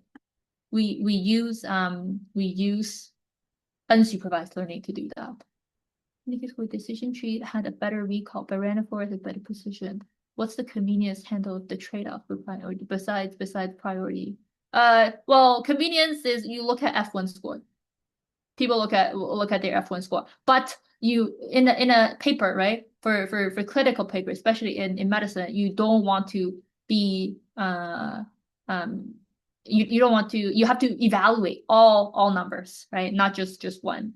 So the handling the trade-off, it means that what do you consider clinically more important, right? And then deciding which models, it should always based on the clinical, not just a number itself. It has to be transferred into clinical meanings. Okay. Though those are all good questions. Good question. So we can take a look at some of the clustering in medicine for real world application. So disease phenotyping, right? So identifying subtypes of asthma, COPD, sepsis-based biomarkers. So for example, each subtype may respond differently to different treatment. If you want to determine the subtype, you can do that. Patient stratification, right? Maybe you want to group ICU patients by acuity patterns for targeted care pathways. Maybe treatment response. You want to discover groups of patients who respond similarly to a medication. Maybe epidemiology, right? You want to identify geographical and demographical cluster of disease outbreaks. Or you want to look at genomics, right? Grouping genes with similar expression patterns across tumor samples. So those are real world applications. But then the two approaches that we'll cover today is k-means clustering and hierarchical clustering. K-means clustering is probably one of the easiest one to look at because it's partition based. So basically divide the data into exactly, like for example, 3 groups or 4 groups or 5 groups, right? And by minimizing within each cluster distance. You want the cluster to be like as far as possible, have k groups, right? You divide it into 3 or 4 or 5. And hierarchy clustering, it basically builds a tree called a dendrogram or dendrogram, which shows the patients grouped together at different levels of similarity. So we have 2 different clustering techniques. So we'll first go into k-means clustering. So this k-means clustering, basically, it will partition the data, so separate data into k groups or k clusters, and by minimizing the variance within each clusters. This is a centroid-based algorithm. Each cluster is represented by one center point. So if you take a look at this example here, your center point will look something like this, right? Look at that, centroids, right? 1, 2, 3. So this is like 3 k-means, right? Three groups, and then we have 3 centroids, and then each we kind of like group them. So this is what we're trying to achieve for k-means. Okay. So let's go back. So how do we determine, right? So first is that algorithm steps. So first you have to choose the k value. So number of clustered. That must be specified in advance because the idea is k-means. You have to tell me how many groups, right? If you cannot tell me how many groups, then the model doesn't work. So you need to choose the k groups. You need to initialize, which is randomly place the k centroids in the feature space, and you want to assign. So for each patient, calculate the distance to every centroid and assign patient to the nearest one. And then you want to update, so you recalculate each centroid as the mean of the patient, of all patients assigned to it. And you repeat this assign and update until the centroids stop moving. So convergence or a maximum number of iterations has been reached. So basically, it's just pick the number of groups that you want to work with, right? Put it randomly, and you assign each patient, and then so like the central will move, right, to the most spots, like kind of like the most center place, right, across that subgroup, right? So you want to have 3 different like groups, but how do you determine that it's 3? Why is it not 4 or not 5, right? So we use the elbow method. And elbow, we call this elbow plot. Why does it look like elbow plot? It kind of looks like your elbow, right? So it looks like your elbow like that, right? It looks like your elbow. So that's why we call it an elbow plot. So what does this elbow plot does? It basically, so for it will run each of the k-means. So let's call it only 1, 2, 3, 4, 5, right? Different groups all the way till maybe 10. So for each of the k, it records the within cluster sum of squares. So that's the total distance of each point to its assigned centroid. And then it will plot the WCSS, which is within cluster sum of squares, versus K. And you want to look at the elbow. This is the point where adding more clusters will diminish the return. Okay, and at the elbow plot, it will suggest the optimum K value. So if you take a look at this elbow plot, right? So your sum of square, if you only one group, it has a lot of sum square means that the distance between your actual point to the central point. That's a very big number, right? Very large distance. And then if you take a look at here, okay, two cluster, the distance of points to each point is smaller. 3, it's like even the best, right? So you want to look at one has like adding more cluster. It doesn't give you additional it doesn't decrease the WCSS anymore. And that's why we choose 3 here, right? Because adding 4, it doesn't decrease as much as before, right? Because 1, 2, from 2 to 3, those are big decreases. And over here, there's just very mild decreases. So adding centroids, it doesn't really help decreasing the within cluster sum of squares, right? It doesn't decrease the distance between the points to the centroid anymore. So that's why we pick 3 as our number of cluster. That's what our elbow plot, which will find the optimal K, right? That K value will be 3, right? Because adding more cluster will yield diminishing returns. Okay, and then how you plot this, you will just run a k-means of number of clusters from 1 to 10, right? And the random state is 42, and the n in it will be like auto, and then you will do the k-means dot fit, right? X scale, and then you will do the WCSS, you will append that, and then to the k-means dot inertia. So you're basically looking at the WCSS value, right? So how much does the points between your actual point versus the centroid? The distance of that, you want to be smaller, right? You want to be smaller. And this code you can just literally copy, right? And then you will find this elbow plot, and then you will visualize that this is, right, number 3 will be optimum. Okay. Any question with k-means? I think good for elbow plots. They were good. All right. We can also have, let me see if I have a slide for this. Ratio, no.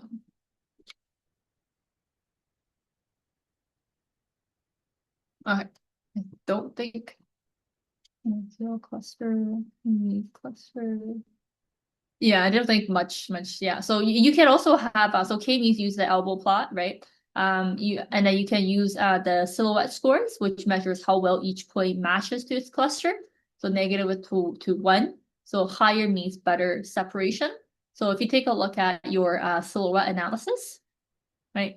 So this silhouette analysis goes like this. So it says like, okay, so your silhouette score, right? So 2, 3, so take it not 1, right? 1 cluster doesn't make sense. From 2 to 10, right? And then if you're closer to 1, means that patients will match to their clusters.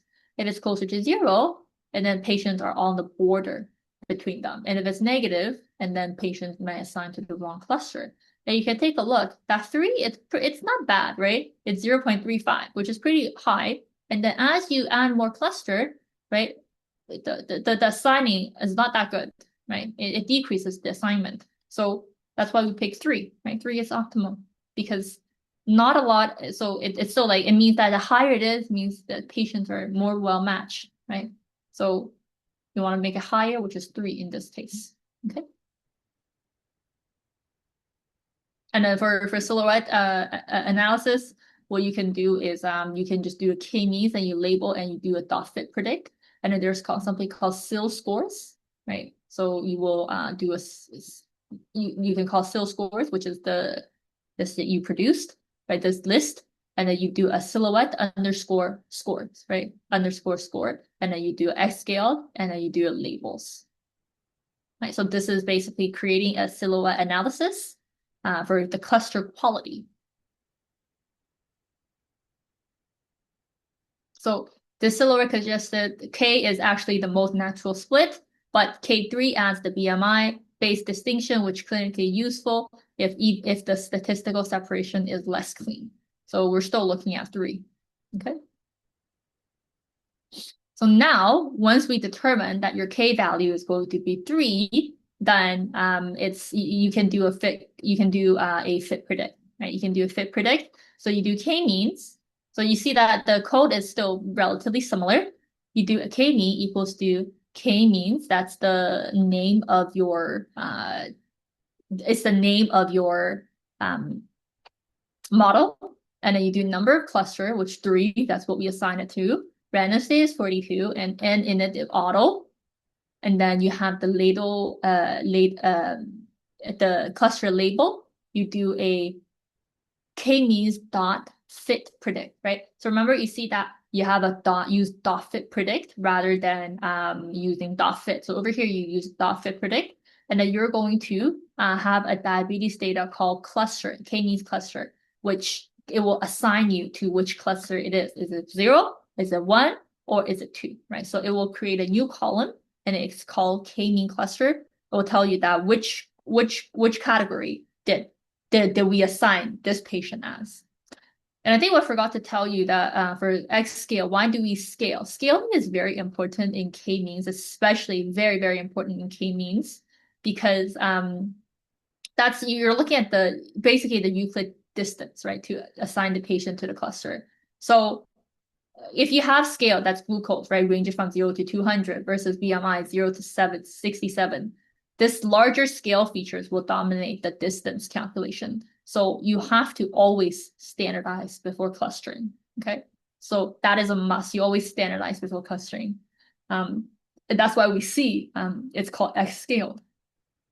So you see you use a standardized scalar, right? And then you do a standardized scalar, and then you do like X scale equals to scalar, right? Underscore CL, which is what we assign here. And you do a fit transform, right, of your X cluster, which you're looking at like glucose and BMI. You're looking at glucose and BMI. Okay, so I forgot to tell you guys, always remember to standardize first, and then you do the elbow plot, and then you do the silhouette analysis, and to determine which K value it is. And after your K value, you will do a K means dot fit predict. Okay, so for all the unsupervised learning, instead of do a dot fit, dot score, dot predict, you do a fit underscore predict. Right? You do a dot fit underscore predict. And then you will be able to visualize the clusters, right? So visualize the cluster. So the color of 0, 1, 2, 3, 0, 1, 2, they are what we assign them to as, right? So basically here, cluster label, that's what we assign each of those values to which cluster. And then now we're going to basically like to plot it, right? We're going to plot it. So if you take a look at here where we're going to plot it, and then so centroids, right? These are centroids that we produced. And then we're going to pick the colors, right? The colors of the patients. So now you've seen the clustering of different patients, and then we can produce new clusters for patients based on their BMI level and their glucose level, right? You can see that. All right, so here it does it reverse back to the original scale because we standardize it. So you'll get a number from like just closer around to 0. It means it's going to be hard to visualize. So that's why we transfer it back to the original scale. So when people read the graph, it's easier to visualize it. Okay, easier to visualize. So it'll look something like this. So we find our nice clusters of our patients. So how do we interpret them clinically, right?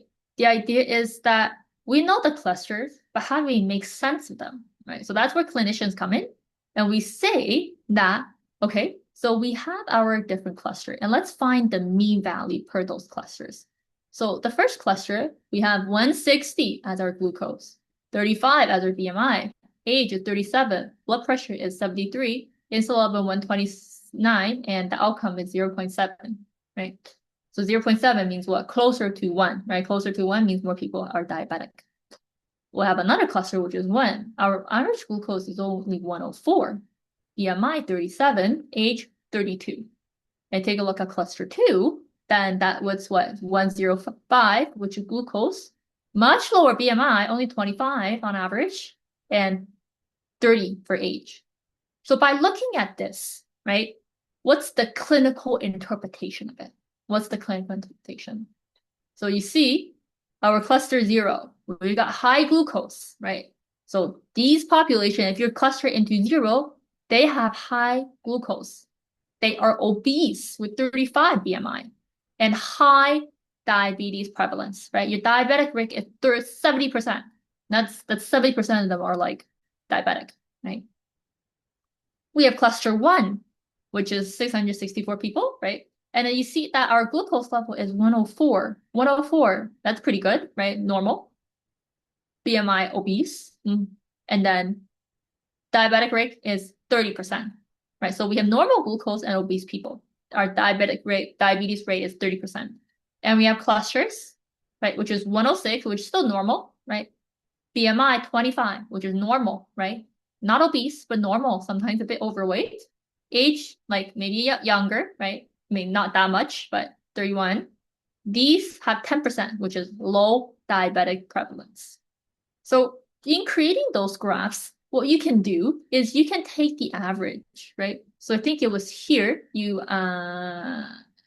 do a clinical profile. So you see that you have a cluster profile, right? You do a diabetic data dot group by, and then you're going to group by the k-means cluster. Because once you have the k-means, right, these are which cluster it belongs to, that's what we assign them to as. So 0, 1, 2. So you're going to group by your k-means cluster, and then you're going to take the mean of glucose, BMI, age, blood pressure, insulin, and outcome, right? You're going to take the mean, and you're going to round it to 1 decimal place.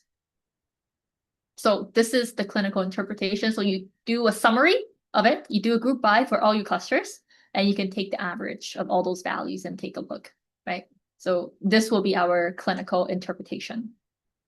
So this is clinically meaningful stratification because 0, cluster 0, that's a clear high risk group.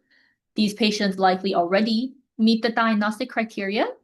Cluster 1 could be interesting, right? Obese patient with normal glucose, they have 30% diabetes rate, meaning that they have elevated risk and could benefit from a lifestyle intervention and closer monitoring before they progress.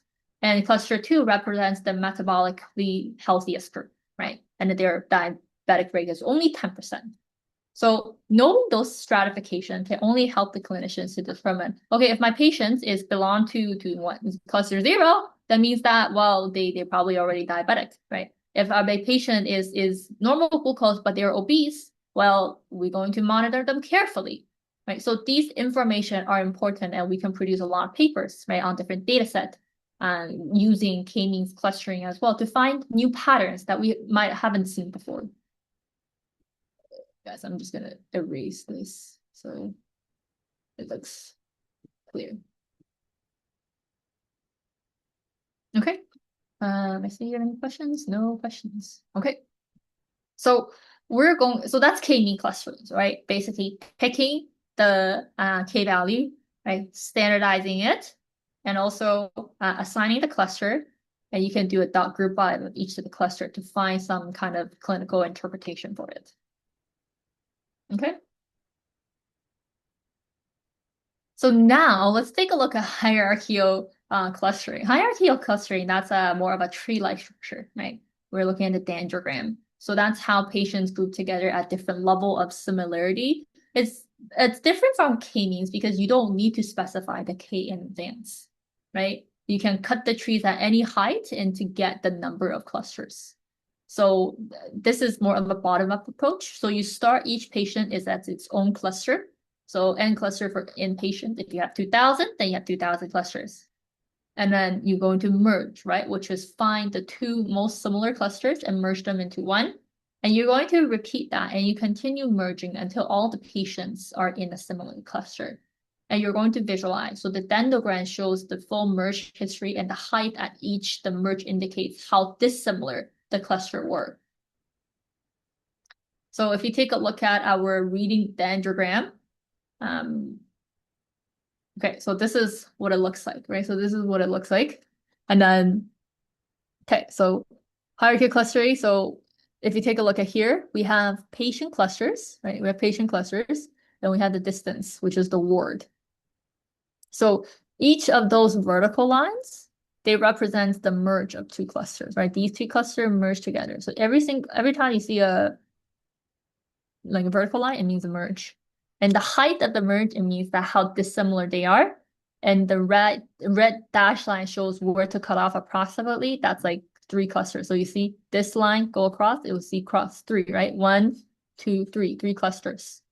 And cutting at a lower height gives more clusters. So if you imagine if you were to cut a line here, right? So if you cut a line here, then you're going to have way more clusters. You have 1, 2, 3, 4, 5, 6, 7, right? You have 7 clusters. So if you cut at a lower rate, lower height, it gives you more clusters. Higher height, it gives you lower clusters. Okay. So this is like basically how you do a dendrogram. Okay. So if you were to apply those hierarchical clustering, what you will do is you will do this called algomerative clustering, and then you do an n cluster equals to 3, because that's determined by the 3 cluster of your cuts. And then you will do a leakage, which is ward, and then you will label them, right? So you'll do the label of fit predict. Fit predict basically is to label them, either it's cluster 0, 1, 2, and then you're going to create a new column called HC cluster, and then it will give you the labels, right? Okay, and then you can take a look at the difference. So if we were to draw them, right? So for the K cluster, you see a very like a solid line, right, between them. However, for hierarchical clustering, it classify it to a little bit different, right? To a little bit different. And then your adjusted, it's 0.369. And then and here the ARI, which is the 0.37, that's 2 methods shows like moderate agreement. So when both methods find similar groups, we gain confidence the structure is real and not an artifact for a particular algorithms. So you can take a look at like here is how you cluster the groups, and this is when you use hierarchical clustering, which is a little bit different. K-means, in my perspective, it's the simpler one to go with. Sometimes like I go with K-means because it's just easily interpretable. Is the dependent feature included in the clustering? I think for us, we only picked what was the 2 features that we picked? We only picked glucose and BMI. So we only picked glucose and BMI. So these are the ones that's going to determine our clustering for based on BMI and glucose. The other ones, like we just add them based on like our clusters and do an average of them, right? Those age or like blood pressure, insulin, like these are what like we are grouping by. But then how you cluster, it's based on only your glucose and BMI. Okay, so it does not matter. The others, they don't matter for your cluster because that's how we define it as. Okay, let's see, where have I been?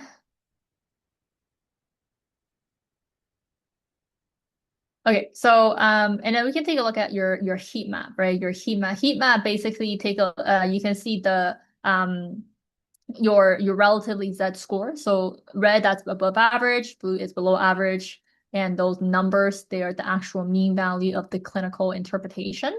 So you can see here, right? Your cluster 0, 1, 2, and then that's like 160, 104, and 105. Those are the glucose value, the BMI, the age, right? And for hierarchical clustering, right? They change it a bit differently, right? So we have 123 for glucose, 97, and this is 154. This BMI is actually 29, this is 26, and this is 38. And age, right? You can like they group it differently. Okay. So let's take a look. So what we mean in this practice, we agree on the easy cases but diverge on borderline ones. So the higher glucose cluster, so cluster 0, the 581 patient had the mean glucose of 161, BMI 35, and the 70% diabetic rate was identified by both methods. Right, that's the clearest and most separated group in those data. And both algorithms pick them up really quickly. But however, when they diverge, right, is where they split into the remaining patient between cluster 1 and cluster 2. K-means draw the boundary primary on BMI, so 37 versus 25. is because it uses the Euclid distance from the centroid, and the BMI had the biggest spread after glucose. Hierarchical clustering, they use the work leakage, which minimizes within the cluster variance, which can weight the features differently and draw the cuts in a slightly different places. So for some patient, that k-means put them in obese normal glucose group, whereas hierarchical clustering, they place healthy weight group, or vice versa. So basically for clinical purposes, like they tell them the same story, which is the glucose is a dominant separator, and then the BMI is kind of like your secondary stratification within the normal glucose patients.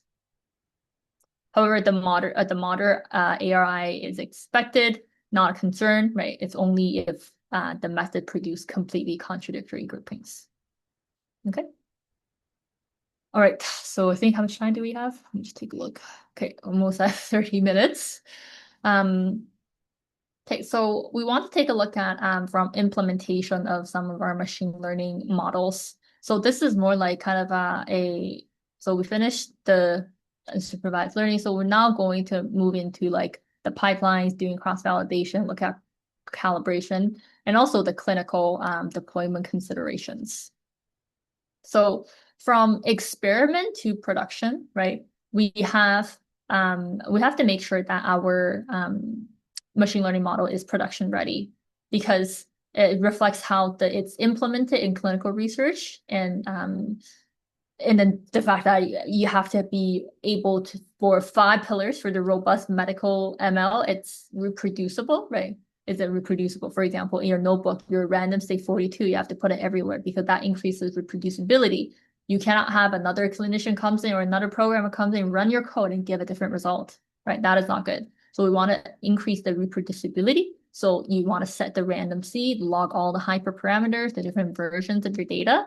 Another researcher should produce the exact same results as you. You want to prevent data leakage. So all pre-processing like imputation, scaling, feature selection must be fit on the training data only. The test set must remain completely untouched until your final evaluation. And using a pipeline ensures this automatically. So you can create a pipeline if you want, or you can just run code one by one. You need to have robust evaluation. You cannot just rely on a single train test result. You need to use cross-validation, as we talked about, right? The 5-fold cross-stratified k-fold cross-validation. So also you want to report your mean plus minus your standard deviation and not just a single number. You want to report multiple metrics, just not accuracy, right? So you want to do recall, precision, F1 score. All those values should be reported. Clinical relevance. So metrics, they must be clinically meaningful, right? For example, sensitivity for screening, specificity for confirmation. Your model calibration matters. So does 30% risk means 30%, like mean 30%? And the model must be interpretable enough for clinical adoption. Also, fairness to safety. So you have to check the performance across the demographic subgroups. And then you will have to maybe plan for deployment, you have to monitor, and you have to retrain from time to time. So these are important things to consider when you are creating a machine learning model. So in this case, we're going to go into how do you create a pipeline, right? A pipeline, it's kind of like go from beginning to end, right? Go from beginning to end. So a complete pipeline of something. So for example, if you only want one, right? So you want to X feature, right? You want to build a pipeline. So you have the imputer, which is handle any of the missing values by maybe put in the median, right? You might want to do a scalar, which is the standardizing. And then you want to have the model, which is called the logistic regression model. And then you want to do the train test split. And then you're going to do a pipe dot fit. It means that everything you're going to do, you're going to fit the X train and Y train, and you're going to go through imputer, scalar, and model, right? So you can fit the pipeline, and then you do a pipe dot predict, right? And then you do a pipe dot predict probabilities, and then you're going to look at your Y predicted value and Y probabilities. So This is like kind of like a pipeline going from beginning to end. So having a pipe means that it's going to like just consolidate, right? You're consolidating from different like code blocks into one. Okay. So this pipe will handle imputation, scaling, and prediction, right? So you use a single .fit and .predict call, so no data leakage possible. And using all A features instead of 3 may improve your performance, but also may not improve your performance. So that's a pipe if you want to do just one, right? So imputer, scalar, model, and you train test split, and you do a pipe.fit only once and pipe.predict only once. And then you report the scores. Okay. Or you can do another one for cross-validation, because applying the cross-validation is important, right? Just make sure that your imputation and scale has been done correctly within each fold, right? No information leaks from the validation fold into the training process. So what you see here is that you have the CV of stratified k-fold, and then you do a cross-val score of the pipe, right? Because this pipe is the same as what we defined earlier, because we need imputer, we need scalar, and we need to do the model, right? So it ensures that there's no, like, it's just very consolidated. You do a pipe, X, Y, you do a CV, and you do a score, right? You can do a rock off, you can do accuracy, you can do F1, right? You can report whichever that you want to report. And then you'll take a look, right? Your metrics, your mean, your accuracy, and this is your F1 score, and this is your standard deviation for this I think the original was logistic regression, right? This is the result for logistic regression. Yeah, the standard deviation reported, and then you have this 95% interval confidence. So you can get the confidence calculation of your confidence as well. Okay. So the confidence intervals tells you the range in which it is true. So true performance is likely to fall. So narrow confidence interval means more stable models. Okay, so using all features through a proper pipeline, so AUC 0.846, accuracy 80%, F1 score 0.67. The 5-fold gives you AUC of 0.33, which is 0.78 and 0.69. So interestingly, using all features doesn't dramatically improve overall just by using glucose, BMI, and age. And this confirms that these 3 features carry the most predictive signals, and others, especially insulin and skin thickness with all their missing data, adds relatively little. So you can see that even with only 3 features, right, we get similar results as if we're using 8 features. So it doesn't really matter if we're using all of them, right? Maybe we just need 3 and then it's predictive enough. So that's going to be considered good because you decreases the consumption, right? It makes it more efficient. Okay, so we also can talk about like model calibration. So calibration answers the question, like when model says 30% risk, do 30% people actually have diabetes? That's very important in medicine because these predicted probabilities are communicated directly to the patients and for shared decision making. So if a model says 80% chance of diabetes, but is it only right 50% of the time? But it's only right 50% of the time can be dangerously misleading. So a well-calibrated model predicts probabilities closely matched observed frequencies. So logistic regression is typically well-calibrated by default, and more complex model, like for example, random forest or neural networks, they will need more calibration. So if we take a look at your calibration curve, right? So you run a calibration curve. What it does is, like if you take a look at your logistic regression, right? And then you look at this is the well-calibrated, which is in the middle. This is still good, right? So if your points is very close to this diagonal line, it means that it's well-calibrated. And if the curve is like above it, means that the model is underestimating the risk. So especially here, right? Underestimating the risk. And then if the curve is below, the model is going to be overestimating the risk. So, and if you take a look at that, it's still relatively pretty close, right? So it means that it's well calibrated. Okay. So you can take a look at your calibration just by just looking at the calibration curve, right? To kind of see how well it's for example from the observed proportion with diabetics versus the mean predicted probabilities. So this is like another point that you should also take consideration. Okay.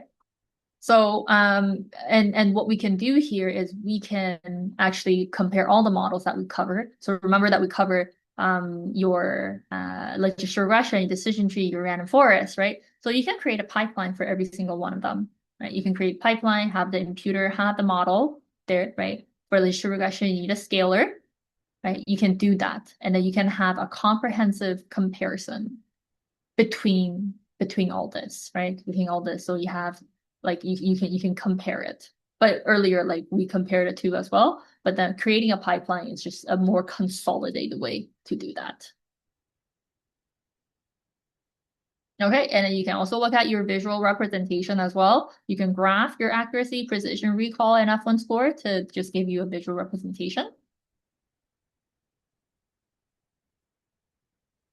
Okay, so I think that's pretty much it. For just in summary, we talked about the introduction, which is your um, like what is machine learning in a lot of terms. We talked about the importance of handling pre-processing.